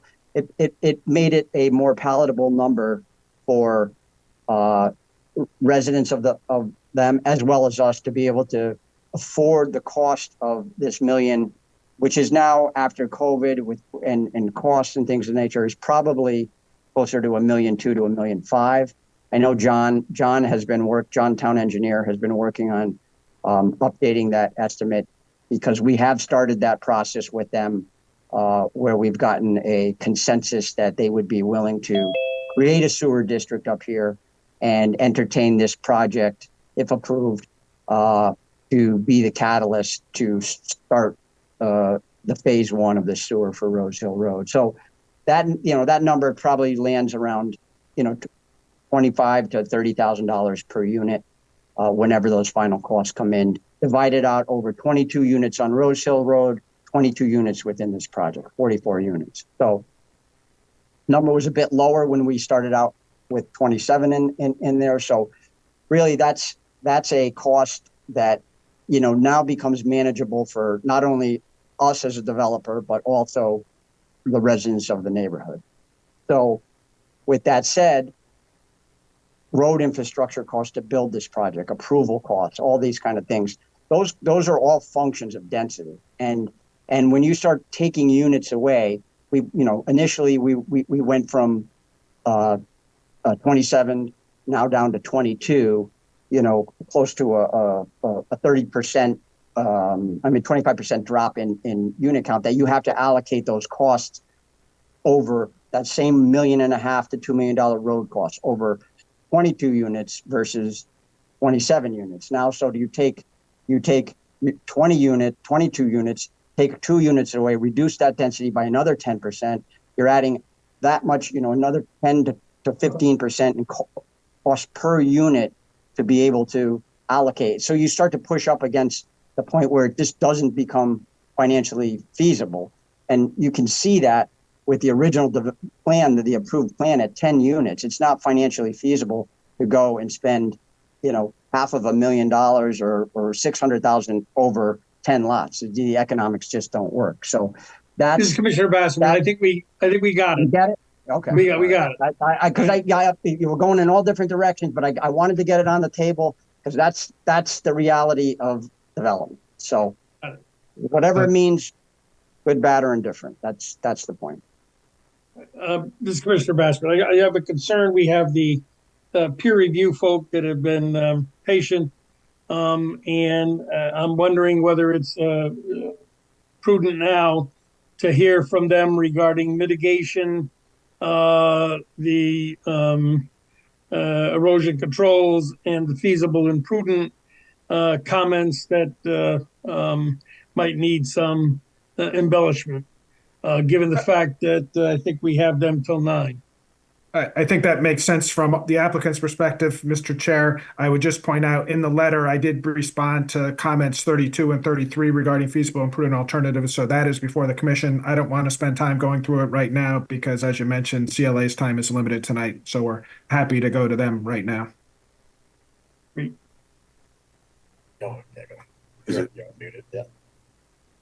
This is Bob Russo from CLA Engineers. And Kyle Halbert is with me, and we have been listening into this public hearing. First, I'd just like to talk in terms of the mitigation. I believe that all the questions that I had about Remus mitigations plans have been answered, and that with a few other notes on the plan, it can satisfactorily be dealt with. So I don't think I have any further real concerns in that area. In terms of the alternatives analysis, given that I think came through this afternoon at about 5 o'clock, those additional comments, I've just not had time to look at them to see if I think that those are in fact addressed. One of the comments dealt with their alternatives analysis exhibit 2, which appeared to provide a comparable number of units, but without necessarily the wetland impact. Again, I haven't had a chance to review that material as it just came in this afternoon. Those are really the only things I have left to say, and I'll just ask Kyle Halbert if he has anything additional. Sure. Yeah, Kyle Halbert from CLA. I had reviewed the latest revisions. I didn't review what came in this afternoon, but the applicant and their engineers have addressed all of my engineering comments for the project. Okay. Which then, as Commissioner Bassman leads us to, if we need that time, and I assume that the town staff hasn't had a chance to review the material that came in late today, is that something that we're going to need to review at a subsequent meeting, or is that something that is of a minor nature?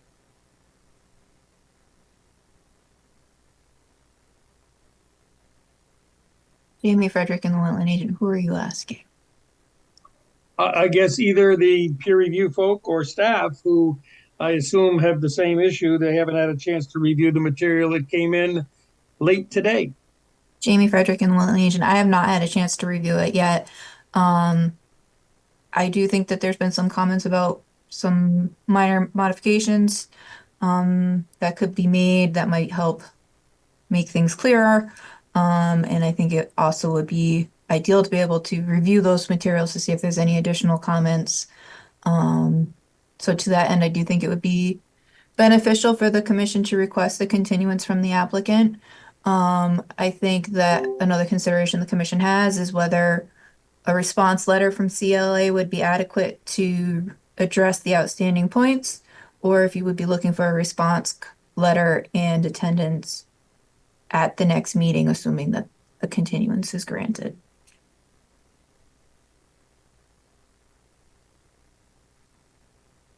This is Commissioner Boda. I think as far as the peer reviewer, it seems like unless there's anything very significant from the material that came in today, that we wouldn't necessarily need the peer reviewer back at the next meeting, and that a letter would really be sufficient. I would agree that we should look for an extension so that we could keep the public hearing open and have the opportunity to review all of the material that's just come in, and that the applicant can take some time to make some of the adjustments that we've discussed tonight in detail and to document those so that we have everything we need. Jamie Frederick and the Wetland agent. So I think it might be appropriate at this time to ask the applicant if they're willing to grant an extension. And if they are, then I think it would be appropriate for the commission to consider whether there's anything else that the commission wants to ask of the peer review while they are in attendance at the meeting in regards to anything that was discussed this evening or that's on the record that you had a question about that hasn't been fully addressed yet. So unless Jamie, Peter... I'm sorry. No, go ahead. This is Doug. I just wanted to comment on that, if I could. You okay? Go ahead. Yep, okay. So I think there's the couple issues in the peer review letter I think would be worthy of going over what Tim had mentioned prior to us turning them over. If we could go through, we have no problem, by the way, extending the hearing, but if we could go through those comments, because I think they do fall within the parameters of the prudent and feasible alternatives. If we could go through those aspects or responses to that letter, and then obviously field any new questions that might arise from that, so we at least have vetted that out completely. I think that would be a prudent thing to do at this point. I would agree. All right, so Tim, you want to finish that? Sure. So in the letter that we sent today, we responded in particular to comments 32 and 33 from CLA engineers. And in short, Attorney Lee, this is Commissioner Boda. If I can ask you to pause, and Jamie, if you could pull up that letter so that we can be looking at what Attorney Lee is referring to, that would be very helpful. Sure. Thank you. So once again, this is my response letter to the CLA letter dated December 11th. And in particular, they asked they had bullet points 32 and 33. And the question raised in those bullet points was, why is the 54 unit proposal not a feasible and prudent alternative? And I said, as I said in the letter, the developer would like nothing more than to develop this property with 54 units. It would be to their betterment in order to do that. However, as Doug had mentioned, this project has been in the works for 4 years. In anticipation of being here tonight, they had met with the Planning and Zoning Commission. They had met with the First Selectman. They had met with the Sewer Commission. And they had tried to develop a plan that would be viewed favorably from the town. The town, coming from the First Selectman's office to Harry Smith at the town planner's office, and ultimately the Planning and Zoning Commission, all came to the conclusion that this property would be a great location for the age-restricted development. In order to develop this property as an age-restricted housing development, we need to submit an application pursuant to section 5.6 of the Branford zoning regulations to zone change this property from the R3 zone to the restricted housing, age-restricted housing development zone. That is a legislative function of the Planning and Zoning Commission. They have full discretion to approve that zone change or to deny that zone change. When Doug and Paul first approached the Planning and Zoning Commission and Harry, they had discussed the possibility of 54 units at that site in 2 kind of tower apartment style developments. And both Harry Smith and the Planning and Zoning Commission said, no, we are not going to approve a development that is that dense or is not consistent with the neighborhood. why don't you guys go back to the drawing board, scale down the number of units, make them ranch-style units, because that's what's consistent with the neighborhood, and make the density consistent with what's in the surrounding neighborhood.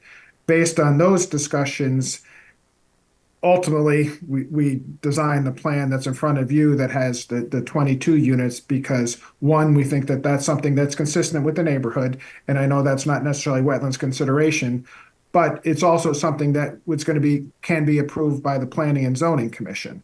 And without the approval of the Planning and Zoning Commission to adopt this property for the age-restricted housing development, we cannot proceed with the development. So it's our position that the 54 units is not a feasible and prudent alternative because it's not an application that would receive approval from the Planning and Zoning Commission, because the Planning and Zoning Commission would find that 54 units in 2 apartment-style towers is not consistent with the surrounding neighborhood.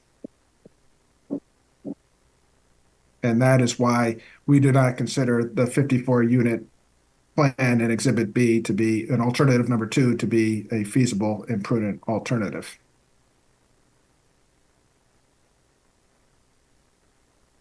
This is Commissioner Basserman. Just a question. This is a 55 and over community?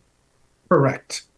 There's a provision in the zoning regulations, section 5.6, entitled Age-Restricted Housing Development, that allows the Planning and Zoning Commission to change the underlying zoning designation upon application of the property owner to the age-restricted housing zone, which would ultimately allow multifamily residential development limited to 55 and over. Hold on. So the original plan, this 54 unit development, was a multi-story application or plan? I think there have been a number of iterations of the plan, but there was a plan that showed it 54 units in 2 buildings. Okay. So if that was the original thought, why wouldn't we be able to put building 4 on top of one of the other buildings? Because I can jump. This is Doug Anderson again. Yeah, maybe another point too. So given the fact that these are active adult designed units, these units are designed for 0 or very minimal step entry, 1 level living. So all the units have master bedrooms on the first floor. With some additional bedrooms up. So that obviously wasn't a consideration when you had 54 units. The 54 units is a multi-story stacked garden style apartment. So those are all accessed either via elevator, or if it was going to be, that would be considered a non-active adult community. It would just be a rental apartment project. So that's just a function of the design of that building and the fact that you're able to accommodate, 3 floors of 9 units each, stacked, vertically to achieve the 27 units per building, 54 units for the 2 buildings. So, completely different type of product. This unit type, and we could submit designs for the buildings, but these all have garages at the entry, 1 or 2 or 0 steps into the unit. So stacking a unit on top of another unit inherently is not going to work from a product perspective, because typically a unit buyer that's age 55 and older is looking for some accommodation of 1 level living, minimal vertical stair rises, and so forth. So it's not a conducive design product for active adult communities, which is why the footprints are bigger on these buildings. They stretch out a little bit more, and it's just a function of the product type, if you will. And these units are, if you will, I don't want to say townhouse, but they're, each unit is a segment of the building, where in the 54 unit plan, if you look at that, Jamie, if you want to bring that up. I think that's one of the early exhibits. But that's a stacked unit of units on top of units. No garages, typically a rental type product where this is a for sale to be owned by the unit owner through a condominium association, common interest community. And Doug, to further point, there's also from a zoning perspective, there's a 35-foot height limitation in the in that district too, which would also impact the ability to stack unit on top of unit. Correct. Yeah, we would push past 35 feet in height between the floor to floors and the roof lines and so forth. Yes. Go ahead. I'm going to take us slightly off topic a little bit, but Mr. Anderson noting that this will be like the association run. I think one of the things that we have looked for with communities that are going to be association run is some material that will go with their the homeowner documents and the bylaws, having to do with just care for the property and the wetland and all of those different things that we've looked for that material to be included in the homeowner documents to ensure continuity of caretaking. Yeah, that obviously makes sense.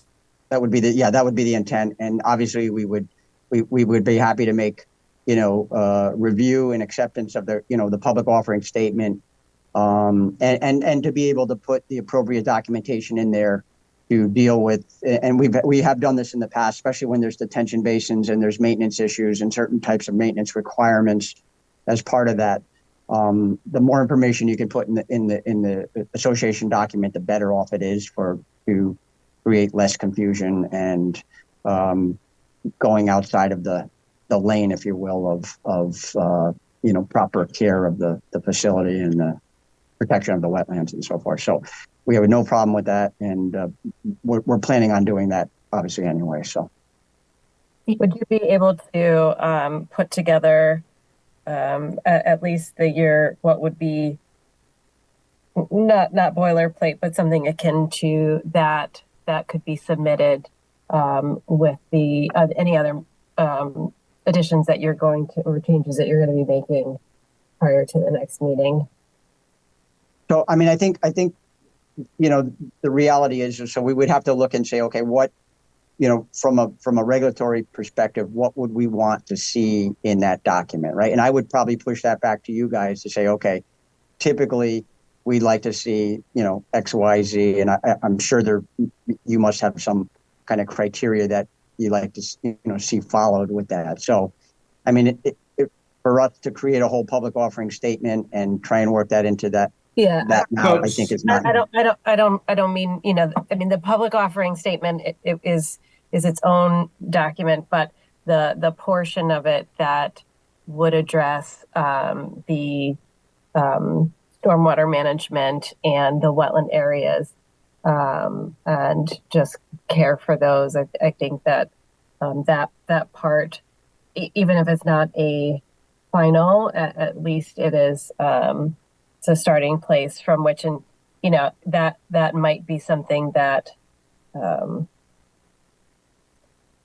yeah. So, I mean, we could take a look at, say, our some template document that we have, and then I could work with Jamie and Zach and George to see how, what kind of language we would want to put and where we would want to put it in what section of the public offering, whether it's a bylaw or a rules and regulations section, or whatever is the appropriate component of the document. Since it is a public offering statement, part of that document does go away at some point in time once the project is sold and turned over to the unit owners. So we would be happy to explore that as well. I've seen other towns deal with that kind of as a condition of approval, that if the application gets approved, it would get approved subject to the condition that when the bylaws and the declaration is prepared, that language be subject to the approval of the chair and the wetlands enforcement officer, because as Doug mentioned, it's hard to prepare those documents, and those documents take a significant amount of time to prepare. And I understand you're not looking to have us prepare the entire document, but usually that gets taken care of somewhere down the road. So if the commission felt comfortable making that a condition of approval, subject to review by the chair and the wetlands official, we'd be, that's the way I've seen other towns deal with that issue.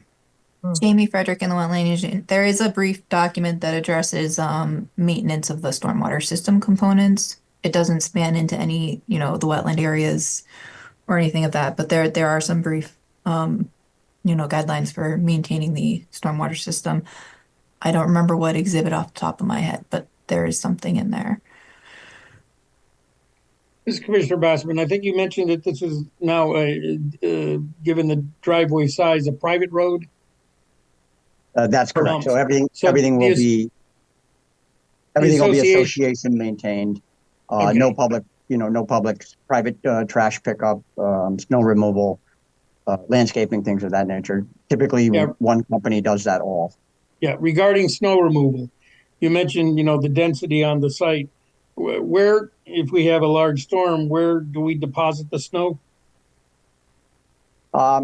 Typically, we've seen in the past when, there's areas at the end of drives or in the cul-de-sac where there may be space to stockpile, but we have on occasions in other projects where, the density is more intense like it is. We do have to haul off that site. There is area at the front of the project. If you noticed where the pickleball court and parking is there, that would accommodate some, snow storage. But have on occasion had to haul snow away. So we could take a look and try and find some designated snow stockpile areas on there as well, if that would, make everybody feel comfortable. Doug, if I may, Jamie was actually trying to highlight it.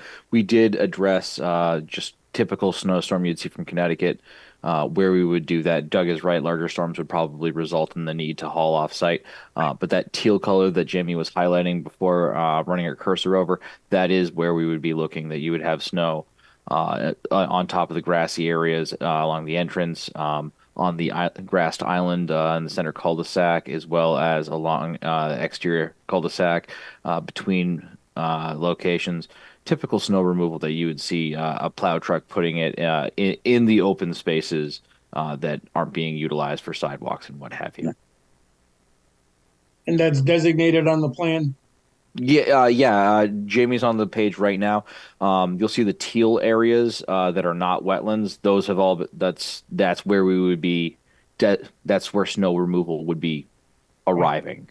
And where does it say on the plan that the teal area is where the snow would arrive? I believe it is called out. There's a call out somewhere on here. There should be at the very least. Call out. Snow storage typical right at the entrance underneath Rose Hill Road, pointing into the hatched area. Thank you.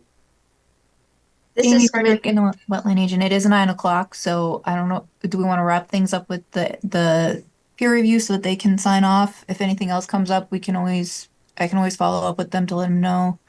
Yes. If there's something else the commission wants them to address. Sounds like the applicant's willing to consent to an extension, so I think it might be appropriate to wrap things up with the peer review, see if there's any public comment, and then go back to the applicant and continue it to the next meeting. Just for clarification, our next meeting is January 9th.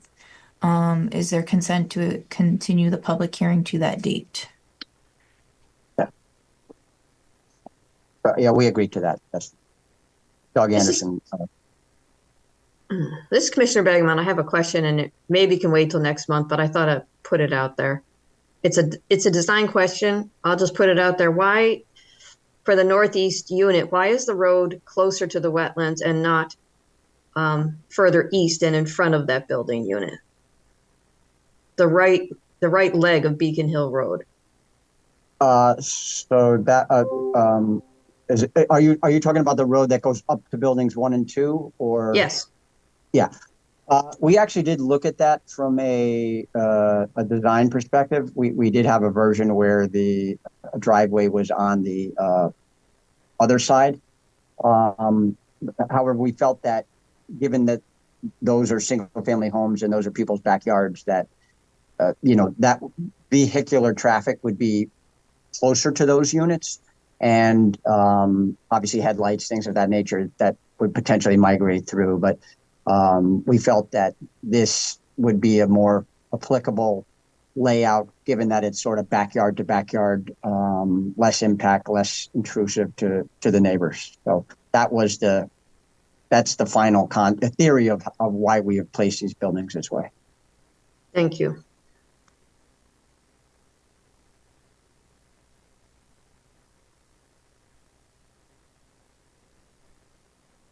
This is Commissioner Bassman. So I understand that CLA will take this latest information received today, review it, and then report via correspondence with any comments, concerns, and that they need not attend the next meeting on January 9th. Is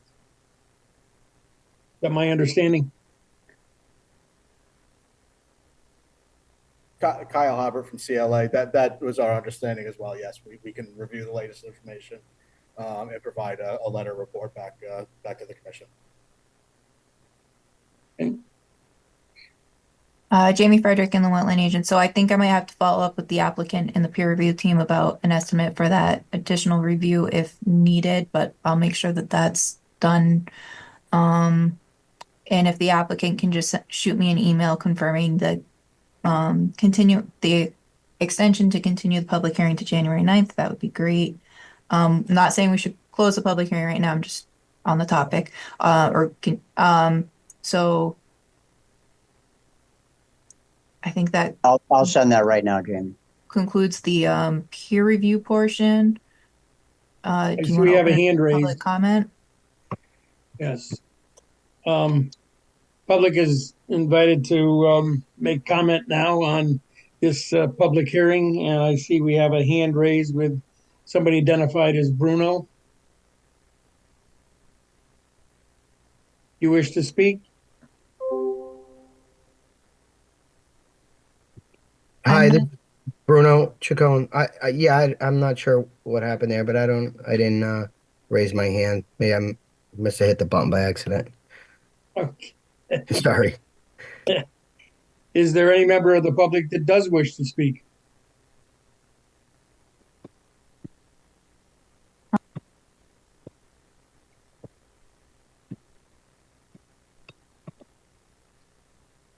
Jamie, you're muted. I think I don't hear you. All right, my space bar stopped working. I was just commenting that the instructions for raising your hand are on the agenda. If you're having a hard time raising your hand, you can unmute. But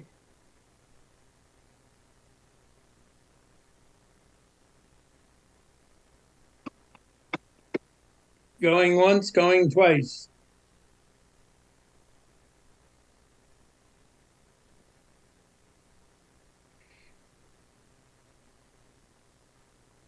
Hearing nothing at this point, Commissioner Basserman, is there any reason why we wouldn't close the public hearing it would be or probably continued. continue the public hearing until January 9th? I guess I would ask the commission to express if they have any other questions or concerns they're looking for the applicant to address for the next meeting. And then also offer the applicant a chance to see if there's any, I mean, there's no public comment to address, but.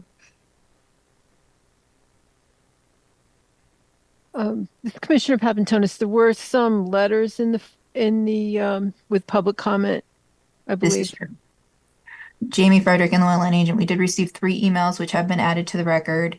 So when the applicant's responding to the other items that have been brought up, address any comments in there that were raised. One thought I've had is in regards to the sewer versus septic concerns and whether sewer would be an improvement. I don't know that East Shore District Health Department would speak to anything. The only time we've reached out to them is when there's septic systems involved directly in a project. but if the commission's interested, I could reach out to them to see if they're willing to provide any comment for consideration.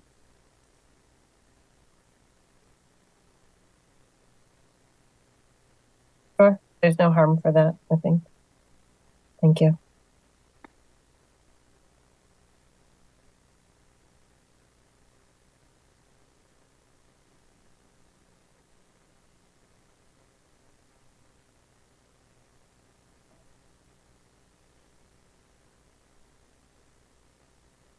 Anything else, commissioners?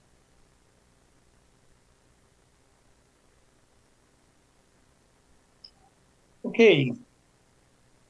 Public hearing on 240902 is continued until January 9th. Thank you. Thank you for your time. And now we move to enforcement. Cease and correct 240701, 15 and 7 Beacon Hill, the removal of vegetation and disturbance within the wetland and adjacent upland. This is a continuation of a hearing that we had previously. Jamie, any additional information that we've received since the last time we discussed this item? Jamie Frederick and the wetland agent. I'm not aware of any change in circumstances. So my recommendation would be to continue this as well to the January 9th meeting. Any commissioner object to the continuation of 240701 until January 9th? So be it. Cease and correct 240901 and the notice of violation 9 High Plains Road, 40 Hickory Hill, regarding resulting sedimentation of the pond located on 40 Hickory Hill Lane. Again, a continuation of the show cause hearing. We had some rain. Jamie, were you able to get out there and take a look? Jamie Frederick and the wetland agent. I was able to swing by in the morning and Katie swung by in the afternoon. The ponds appeared to remain clear. We just made inspections from the roadway. We didn't, go down and do any samples or anything like that. So I've corresponded with the soil scientists and the parties involved, and I suggested that this item be tabled / continued to the January 9th meeting so that the soil scientist can investigate and address whether his recommendations remain the same or if there's perhaps a change in that recommendation based on more current site conditions. Jamie, this is Commissioner Boda. Are we getting, after that rain, are they taking turbidity data? I have not received any data, no. So I don't want to discuss this too much because I did tell the parties they didn't need to be here, but I can certainly follow up and say that that's been asked. And I know that they were looking for another rain event before the next update. So I can request that when they do that rain, when they have that rain event observation, which is probably already part of what they're looking to do, but I will confirm. Okay, thank you. All right. Cease and correct 240902 continued as well to January 9th. Just get your sleep on January 8th. Cease and correct 241201, 175 Cherry Hill Road, 167 Cherry Hill in Hosley. Non-compliance with sedimentation erosion control. Wait a minute. Wetland 220705, show cause hearing. Do we have Peter, you skipped one. Did we do Leeds Island Road? Oh, Leeds Island Road. 240902, 170, 182 Leeds Island Road. Clearing an earth disturbance without a permit. Continuation. Show cause hearing previously.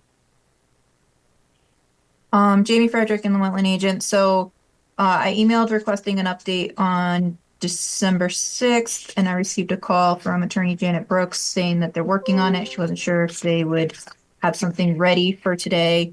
And I discussed that if not, please provide a written update. And that something should certainly be ready for the next meeting. So I did get an update this evening from the property owner stating that he has efforts are in progress. He's retained attorney Janet Brooks, soil scientist George Logan, and is in the process of coordinating with a CAD drafting technician to assist with the requested layout of the property.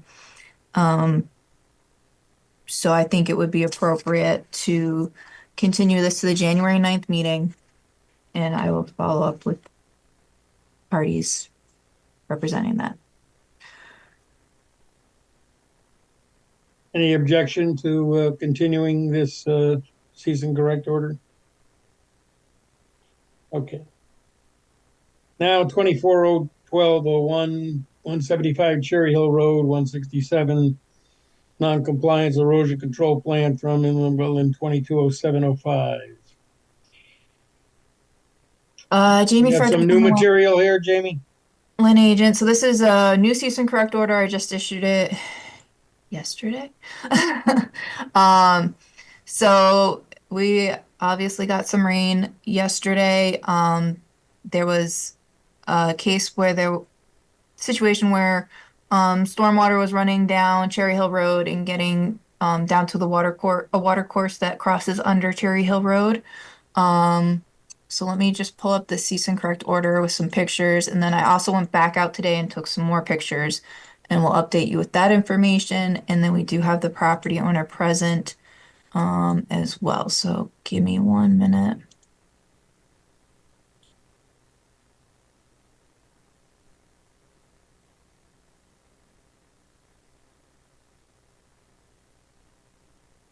Just pulling everything up so I don't have to go back and forth. Okay.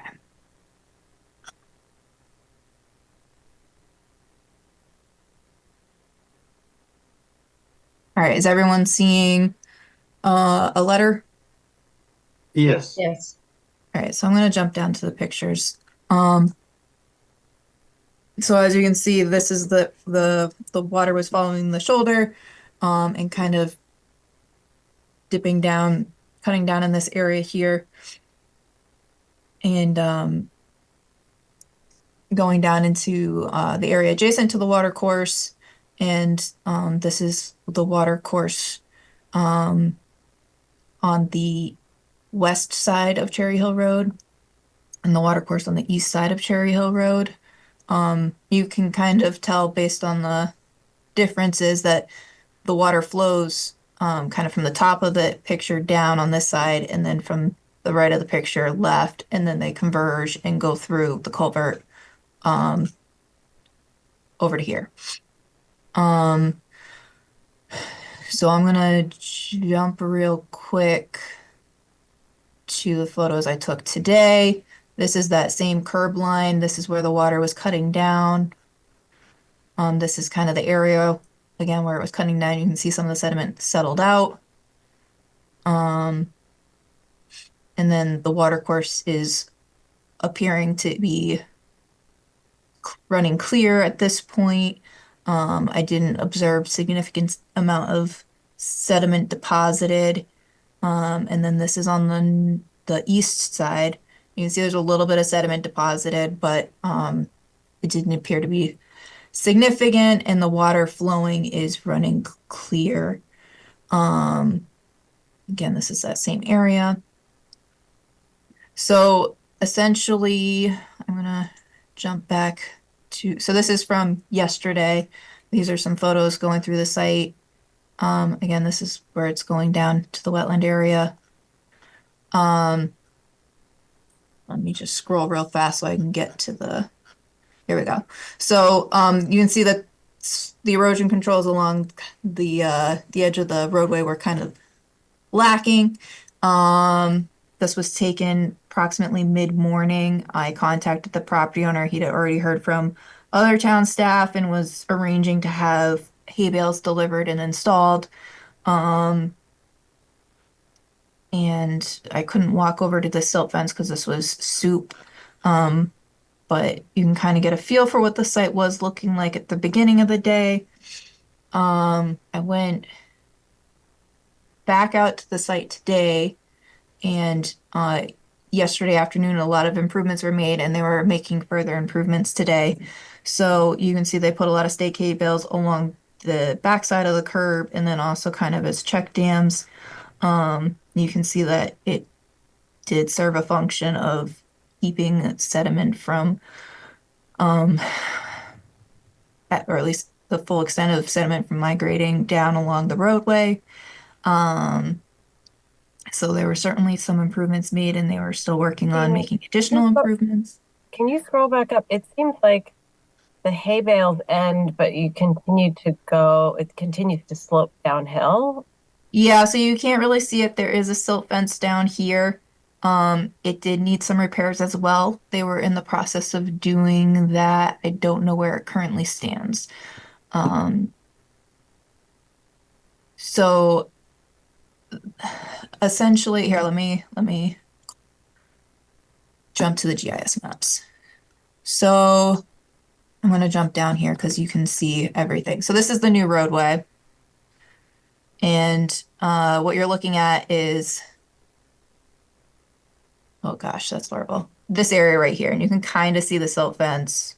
There's actually a couple rows because it has failed historically and needed repairs because there's a lot of water that flows that way.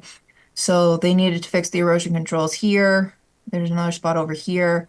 And then they had a lot of water flowing down with sediment running off from the site down along this shoulder to approximately here, which is where that culvert crossing is. Commissioner Basserman, Jamie, can you go back to that point right there? That water coming down that road, especially with the curve, et cetera, that's going to probably come down at a pretty good clip, right? Why wouldn't we try to buffer it before it hits the erosion controls with hay bales on the top of the slope? Yeah, so the erosion controls definitely needed some improvement. They're on their way there. My recommendation is that essentially the project engineer or an engineer go out to the site, investigate the erosion controls relative to where they are in the site development, and make recommendations for what additional improvements they need to make. Have an inspection once those improvements have been made, and go from there essentially.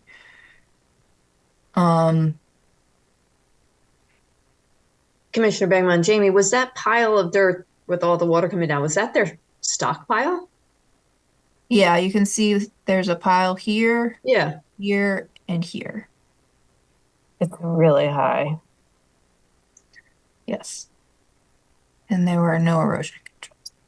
There were erosion controls, and they hydro-seeded late in the season, and the erosion controls were removed and not reinstalled. And the hydro seed did not. Well, some of it took, but not sufficient amounts. So this is a permitted activity, yes? Yeah, so there's the subdivision approval, and then there's some of the lots require individual approvals. Okay. And so let me ask you, what is the goal tonight is a cease and correct? Or this is a cease and correct order. So this is the start of the show cause hearing. The commission either can make a decision regarding whether to uphold and modify, or overturn, or you can request additional information. I think that it would be very helpful to have the sediment and erosion control document, as well as any conditions for approval that we had done. And I,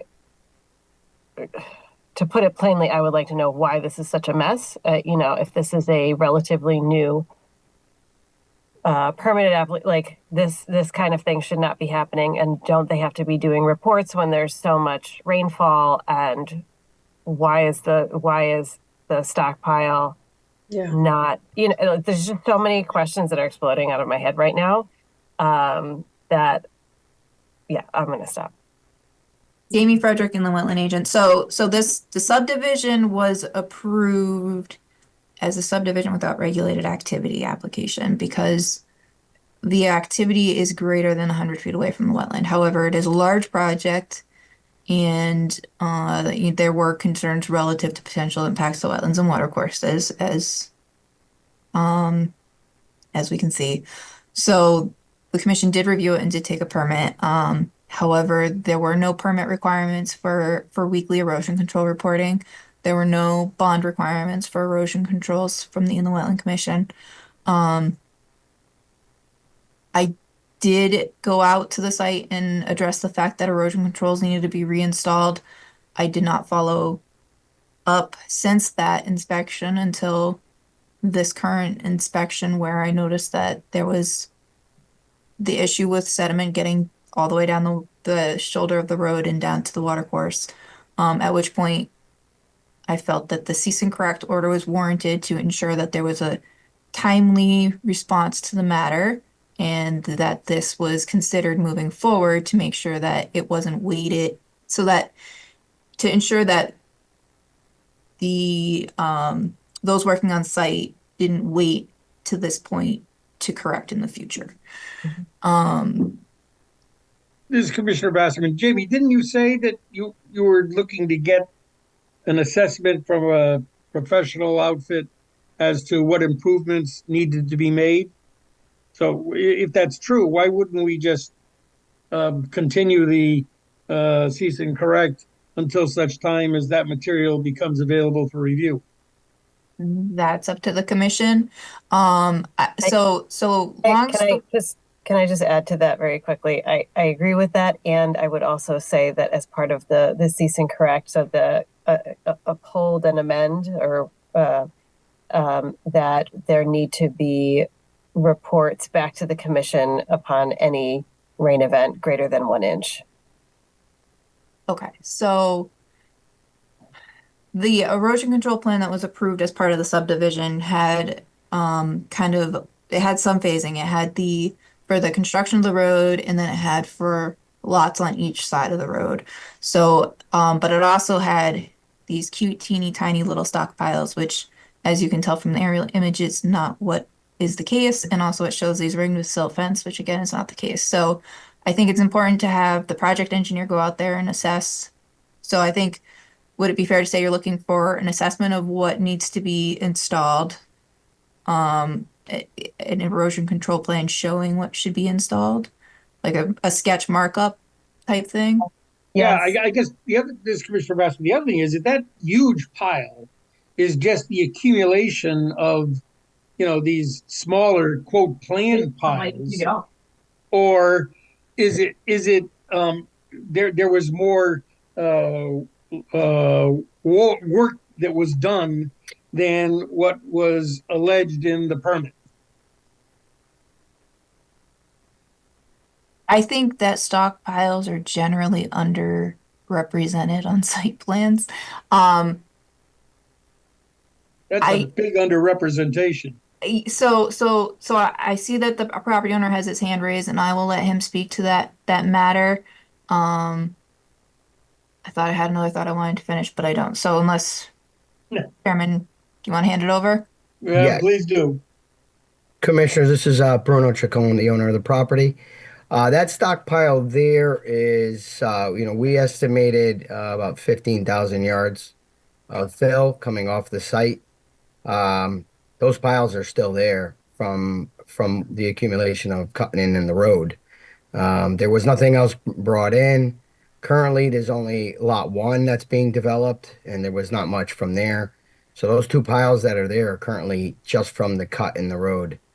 And only that. Now, since this rain, we have I addressed it right away, first thing this morning, and yesterday we were out there bringing in hay bales. We brought in about 200 hay bales so far. I have another 75 coming tomorrow.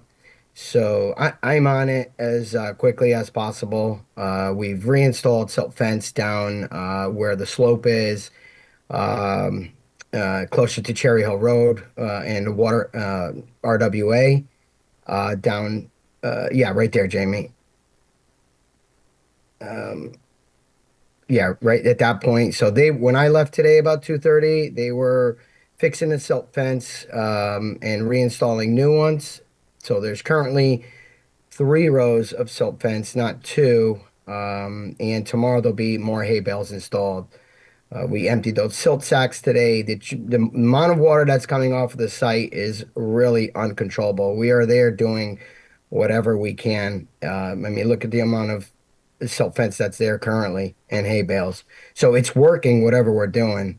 And it's pretty much all I can do unless I speak with the engineer on record and we come up with a different plan. Jamie, I sent you earlier pictures. Excuse me, this is Commissioner Brown. I have a little problem with in the same sentence, uncontrollable and it's working in the same So sentence. the amount of water that's yesterday came down, we didn't have hay bales set up and silt fencing in the correct areas. So the water, Jamie, you had mentioned today, we have a road that is lower than grade, right? So that's causing a problem with all the silt is overtopping the catch basins. So today we installed hay bales in front of all the basins to slow that down. We have another option of installing stone in front of the hay bales, which will slow down the silt a little bit in front of all the 11 basins. So prior to installing the hay bales, it was uncontrollable. Now that we've done that, it slowed it down immediately, and it seems to be working. I mean, that's all I have for this moment. So this is Commissioner Boda, your intention is to get in touch with the engineer to ensure, to revisit those plans and ensure that all the sediment and erosion controls will do their job and retain sediment on the property and out of water courses. Correct. Today, Jamie, later this afternoon, I sent you the check dams that they also installed in front of lot 5 and 6. There's 2 more check dams that they put there that are going against the stockpile. I am currently working on getting that fill out of there. It's very difficult, as we know. There's not a lot of people that need it. So I am working on getting it out of there so we can eliminate this problem.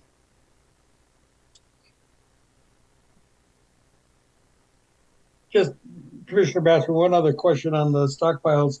The plan that showed those circles, were all of those stockpiles going to be from the cut of the road as well? Those were way too small of an area for these stockpiles to remotely handle. They were smaller areas. I don't remember the amount of cubic yards it held, but it was really, really small. So this is Commissioner Boda. Who was the engineer that created those plans? Giuliano Associates. And is Giuliano and Associates going to be revisiting the plans, even though the stockpiles were, what did you say? Clearly undersized? Clearly undersized. Clearly undersized. Yep. So is the same engineering firm that made the mistake going to be reevaluating the plan? I'm going to reach out to the owner tomorrow and come up with a plan to see what we need to do. Jamie Frederick and the Wetland Agent. I see that a representative of Giuliano Associates has their hand raised. Mr. Georgiano? Hey guys, Zach Georgian and Giuliano Associates. I just want to add to the record. I'm not actually here for this, but as one of the engineers, the stockpiles that have created were supposed to have been removed during essentially operating as a quarrying operation when cutting the road in initially. The site contractor chose to stockpile all of that material that was supposed to be being quarried away on site. That was not a function of our engineered plans, or actually our phasing plans, construction, and the approval stated that that material was to be being hauled off during excavation. Jamie Frederick and the Wetland Agent. The site plans have not been fully followed through this project, and that's part of why I'm saying that the erosion control should be addressed based on current site conditions. Because if you look at the erosion control plans and you look at the site, they don't align. So that's why I think it's pertinent that an engineer is involved in coming up with and making sure that there is a solution on site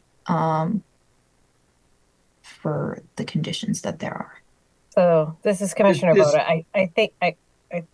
I feel like we are at a point where I don't know that we're going to get any further tonight, other than the property owner, the developer, the engineer need to get together and get their ducks in a row, and ensure that this doesn't happen again, to bring the site back into compliance with its permit. And also that I would like to amend the cease and correct to require that there needs to be an inspection and a report to the Wetland Commission, to staff, with any rain event within 24. I don't remember our boilerplate, Jamie, if it's 24 hours and the size of the rain event.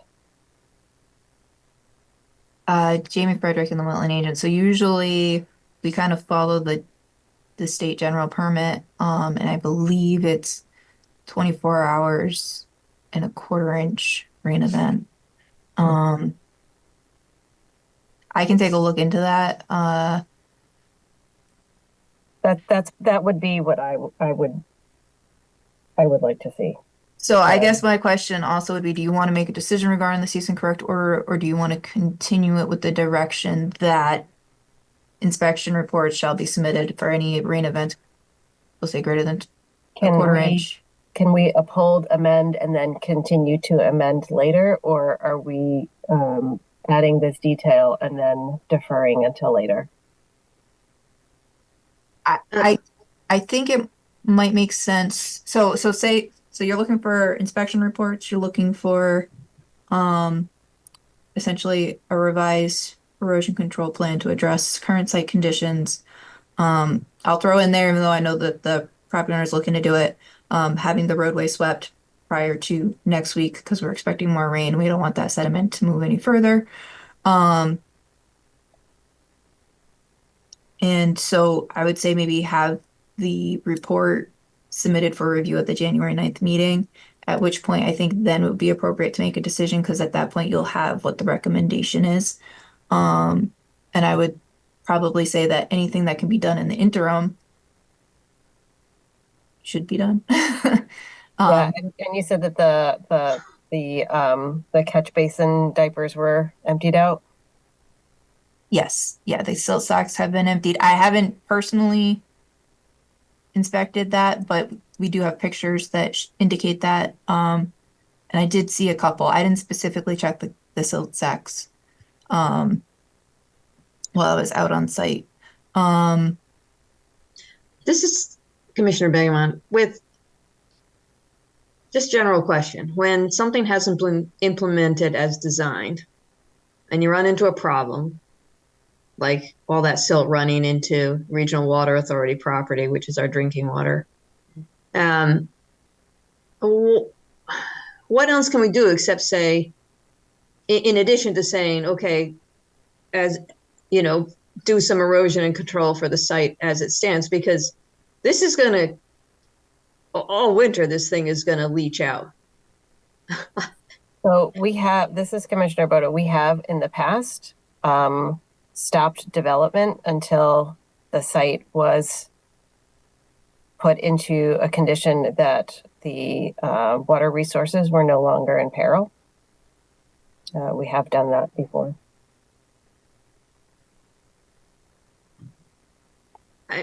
Commissioner Begemon again, I'm just wondering, can something be put until they can get rid of this stuff? And I don't know. I mean, I don't know whose problem that is. It probably is an economical problem, not a physical problem, of just removing this stuff. But in addition to silt stuff, can they put something on top of these piles to reduce this migration?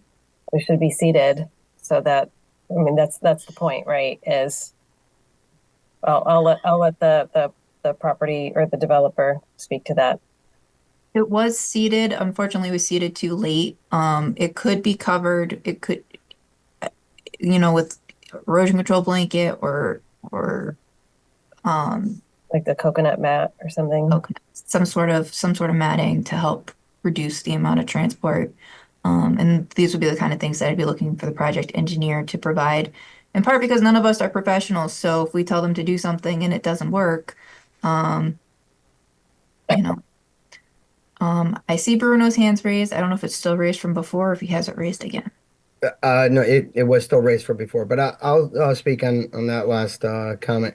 I'm in contact with Fred Russo from Quality tomorrow morning, and we're going to talk about doing the mats. We already talked about it today about doing the hay mats. I will mention you said coconut mats, and we'll see if that will handle it. I will do whatever I have to do to control what's happening. I'm not avoiding it. The minute Jamie called me on it, I was on it very quickly.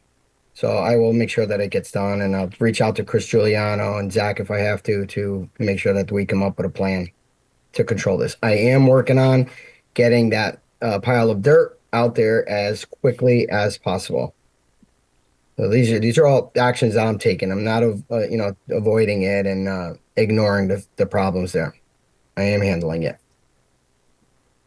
Commissioner Bosserman, so are we continuing the show cause hearing, waiting for the report on the erosion controls? Meanwhile, getting reports in a rain event more than a quarter inch? Or are we doing something other than continuing the show cause? So Jamie Frederick and the Wetland Agent, two things. One, before I forget, before you purchase matting, I would suggest you contact the engineer to make sure that whatever you're purchasing is appropriate for the condition. Two, in regards to the question that the chairman just asked, I would just remind the commission that if you decide to continue the show cause hearing, the cease and correct order remains in effect until the commission makes a decision. So just wanted to make sure you understood that. And I think we could work with, provide guidance. This is how we've kind of been doing things of what it is the commission's looking for to get to a resolution. Or if you want to modify and uphold, you can do that as well. But I think it's beneficial when you have an actual plan to review. To that end, though, I also think it would be beneficial to have these improvements made, maybe reviewed, by staff and made prior to your next meeting. And then if you have any outstanding concerns, those would be addressed January 9th. So this Commissioner Bosserman, don't we have to augment the original cease and correct with these latest directives? You could uphold and modify to codify those objectives, or you could you could direct me to do an update letter. It sounds like everyone is kind of leaning towards the uphold and modify, and I think that might actually be appropriate in the sense that we want these corrections made prior to the next meeting, and then for you to have any say on any additional things you want done at that meeting. Works for me. Yeah, yep. Jamie, one more question, just if you could get information on what is the material, what kind of soil is in that stockpile, if we can get a read on its composition, how much sand versus silt versus clay, because that's going to give us a sense of mobility.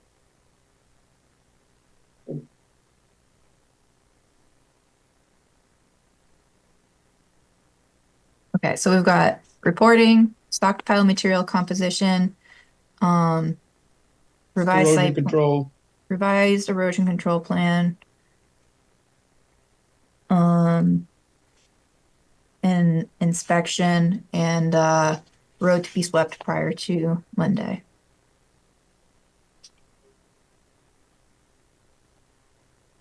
Does that cover everything? Yeah, I think so. Are there any questions on that from the property owner or Giuliano Associates if they want to weigh in on?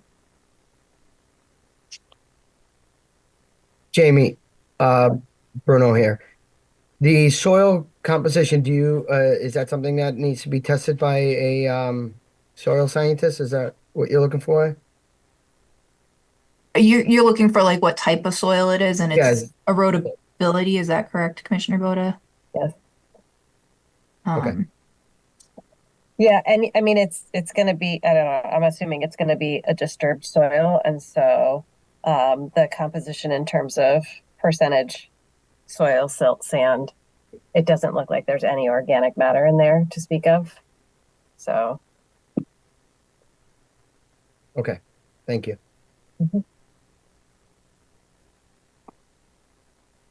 All right. All right, so a minute. Are you guys making a motion to uphold and modify based on the items that we just discussed?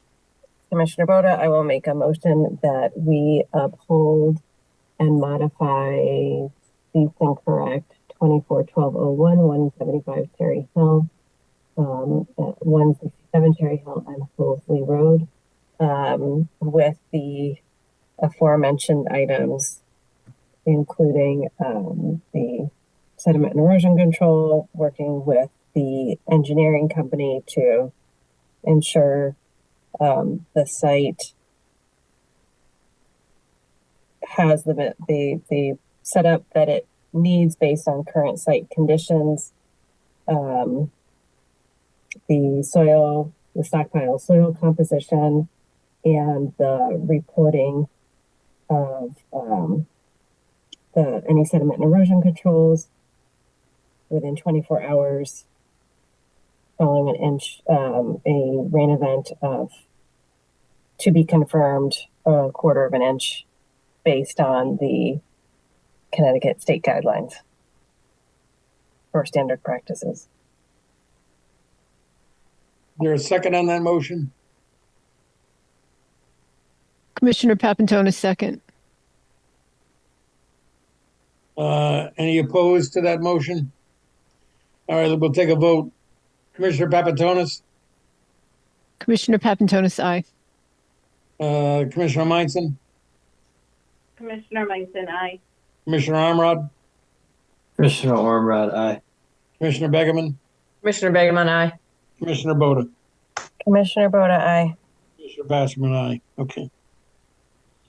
It's 9:43 and I did that all from memory. Yeah, that's pretty good. That showed you can go longer. No, I'm out.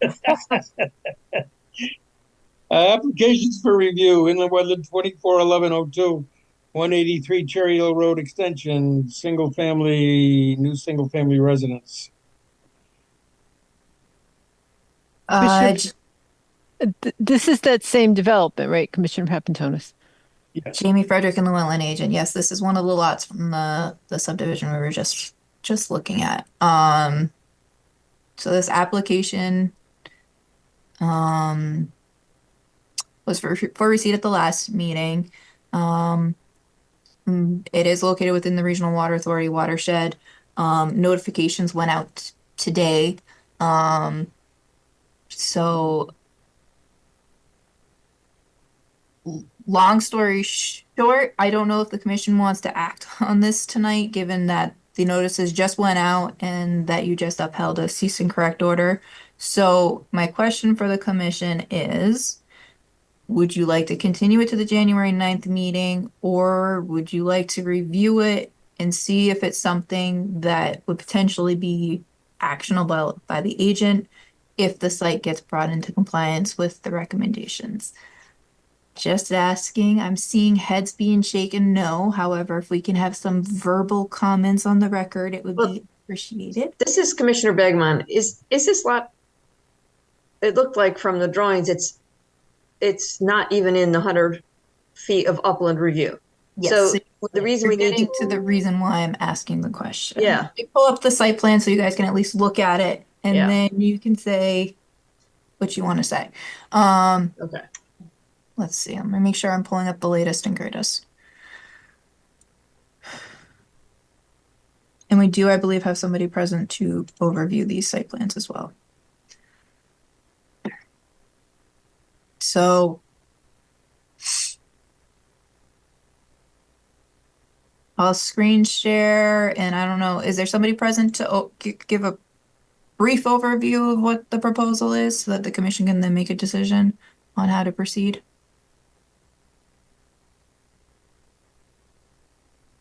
Hi, Zach Georgian and Giuliano Associates. I'll be completely upfront. I did not design this. Unfortunately, Romeo of our office was occupied, knowing that I was going to be here for Beacon Hill. He asked me to sort of pinch hit for this. I wasn't exactly aware that there had been the previous situation I had not been roped in on. Real quick, what we have here is Lot 8 of the Cherry Hill Road Extension subdivision. It is approximately 32,000 square foot lot. We are looking to build the one residence on here. Similar to what we saw in Lot 11, this house does have a slightly larger footprint. So we are again seeing the inclusion of some Coltech units. Using 4 units to mitigate the peak flow to match the assumptions made for the site and the detention basin further down. We were able to mitigate the increase in due to the larger footprint of the building. We are in this particular site plan maintaining the limits of grading that was approved by this Wetlands Commission as well as the subdivision approval, and we are maintaining the perimeter controls as approved in that subdivision approval along the wetlands. As such, we are keeping all grading activities outside of that 100-foot upland review area, and we're trying to maintain the identical outlet location for the footing drain in the southeast corner of the property. The Coltech units themselves are primarily designed to mitigate the increase in volume and flow. They're going to be tied into the catch basin in front of Lot 8, a little bit to your northwest there, Jamie. Previously, we were proposing having the roof leaders tying directly into that catch basin, but due to the increase in size, we're going to be routing the roof leaders from the building into the Coltech, obviously to mitigate that flow. We do have an overflow out the back to tie in at the footing drain. However, based on the sizing, that will not see any flow up to and including the 100-year storm. That's really more of an emergency overflow from the system than it is how in Lot 11 there's a splitting of flow. This system is able to address what the increase and then direct the mitigated flow rate out towards the basin, maintaining that this lot's contribution is decreased by a couple cubic feet per second on every storm. And obviously that decrease based on the design plans would allow for the basin to handle the increased size of the house. That is more or less the quick overview of this site and what we are trying to do here on Lot 8. Questions, comments, anything I can address for the commission pertaining solely to Lot 8?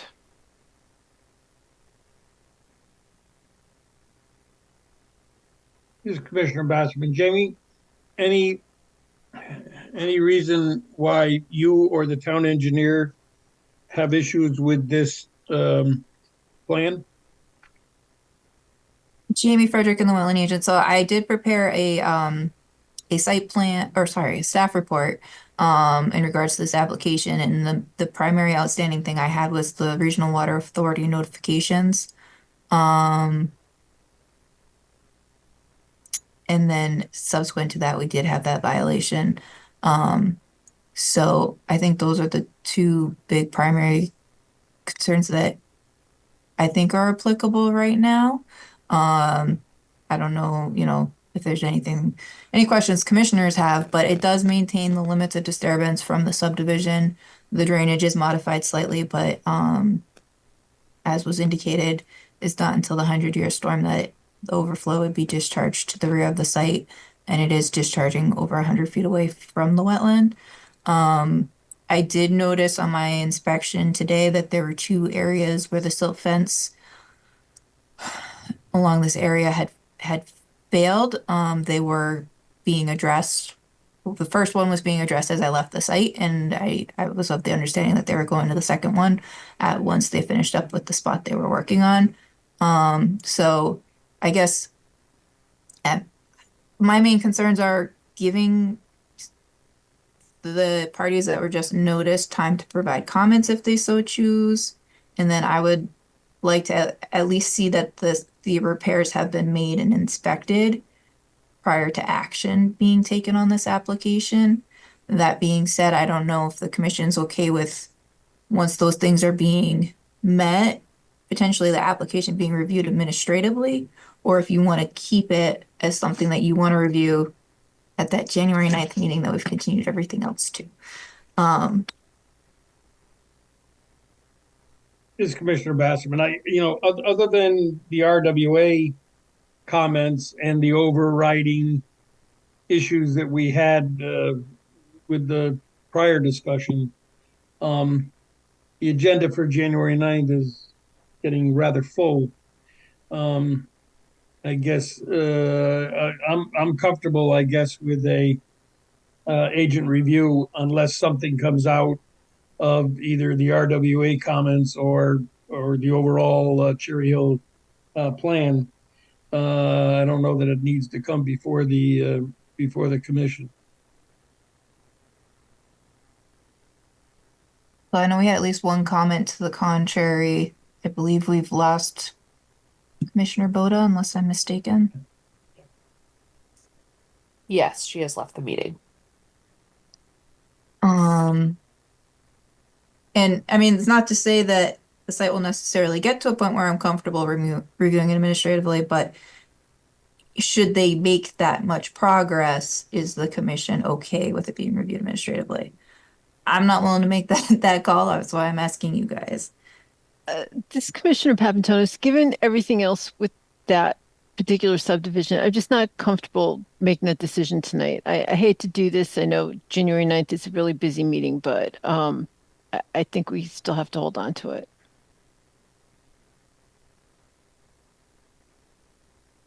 Where's everybody else on this? This is Commissioner Begemon. I'd be happy with agent review, but I'm also, because people are concerned, I'm happy for it to come back next time. So we got 1, and 1. This is Commissioner Ormrod. I'm okay with agent approval. Let's see, Commissioner Meinson, we still have you. Agent approval as well. Jamie, Frederick, and the wetland agent. This is kind of a unique situation. Usually it's unanimous.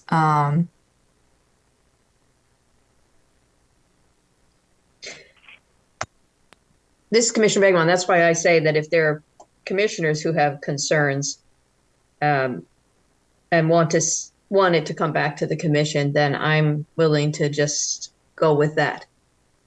With Frederick and the wetland agent. I don't know that I say this very hesitantly, and I'm expecting a very quick shutdown. But would the commission potentially consider a very brief special meeting to check in and see what the status of addressing the cease and correct order is and reviewing these permits? I hope you're sitting down. This is Commissioner Begemon. Is there a rush for this? Otherwise, we could push it to the February meeting. I don't think we can push it to February because we'll run out of time. So this was received, let's see. A decision has to be made by January 17th, or we have to request a continuance from the applicant. So it would have to be the January 9th meeting. Okay, just Commissioner Bassman, let's play it safe, bring it back. That way we won't stub our toe if things don't go well with the overall plan and get the cart before the horse here. So I'm okay with bringing it back. But my concern was just the length of time we'll spend on January 9th. But yeah, at this point, let's see what the agenda looks like. Bring it back. So continue to the January 9th meeting. Yep.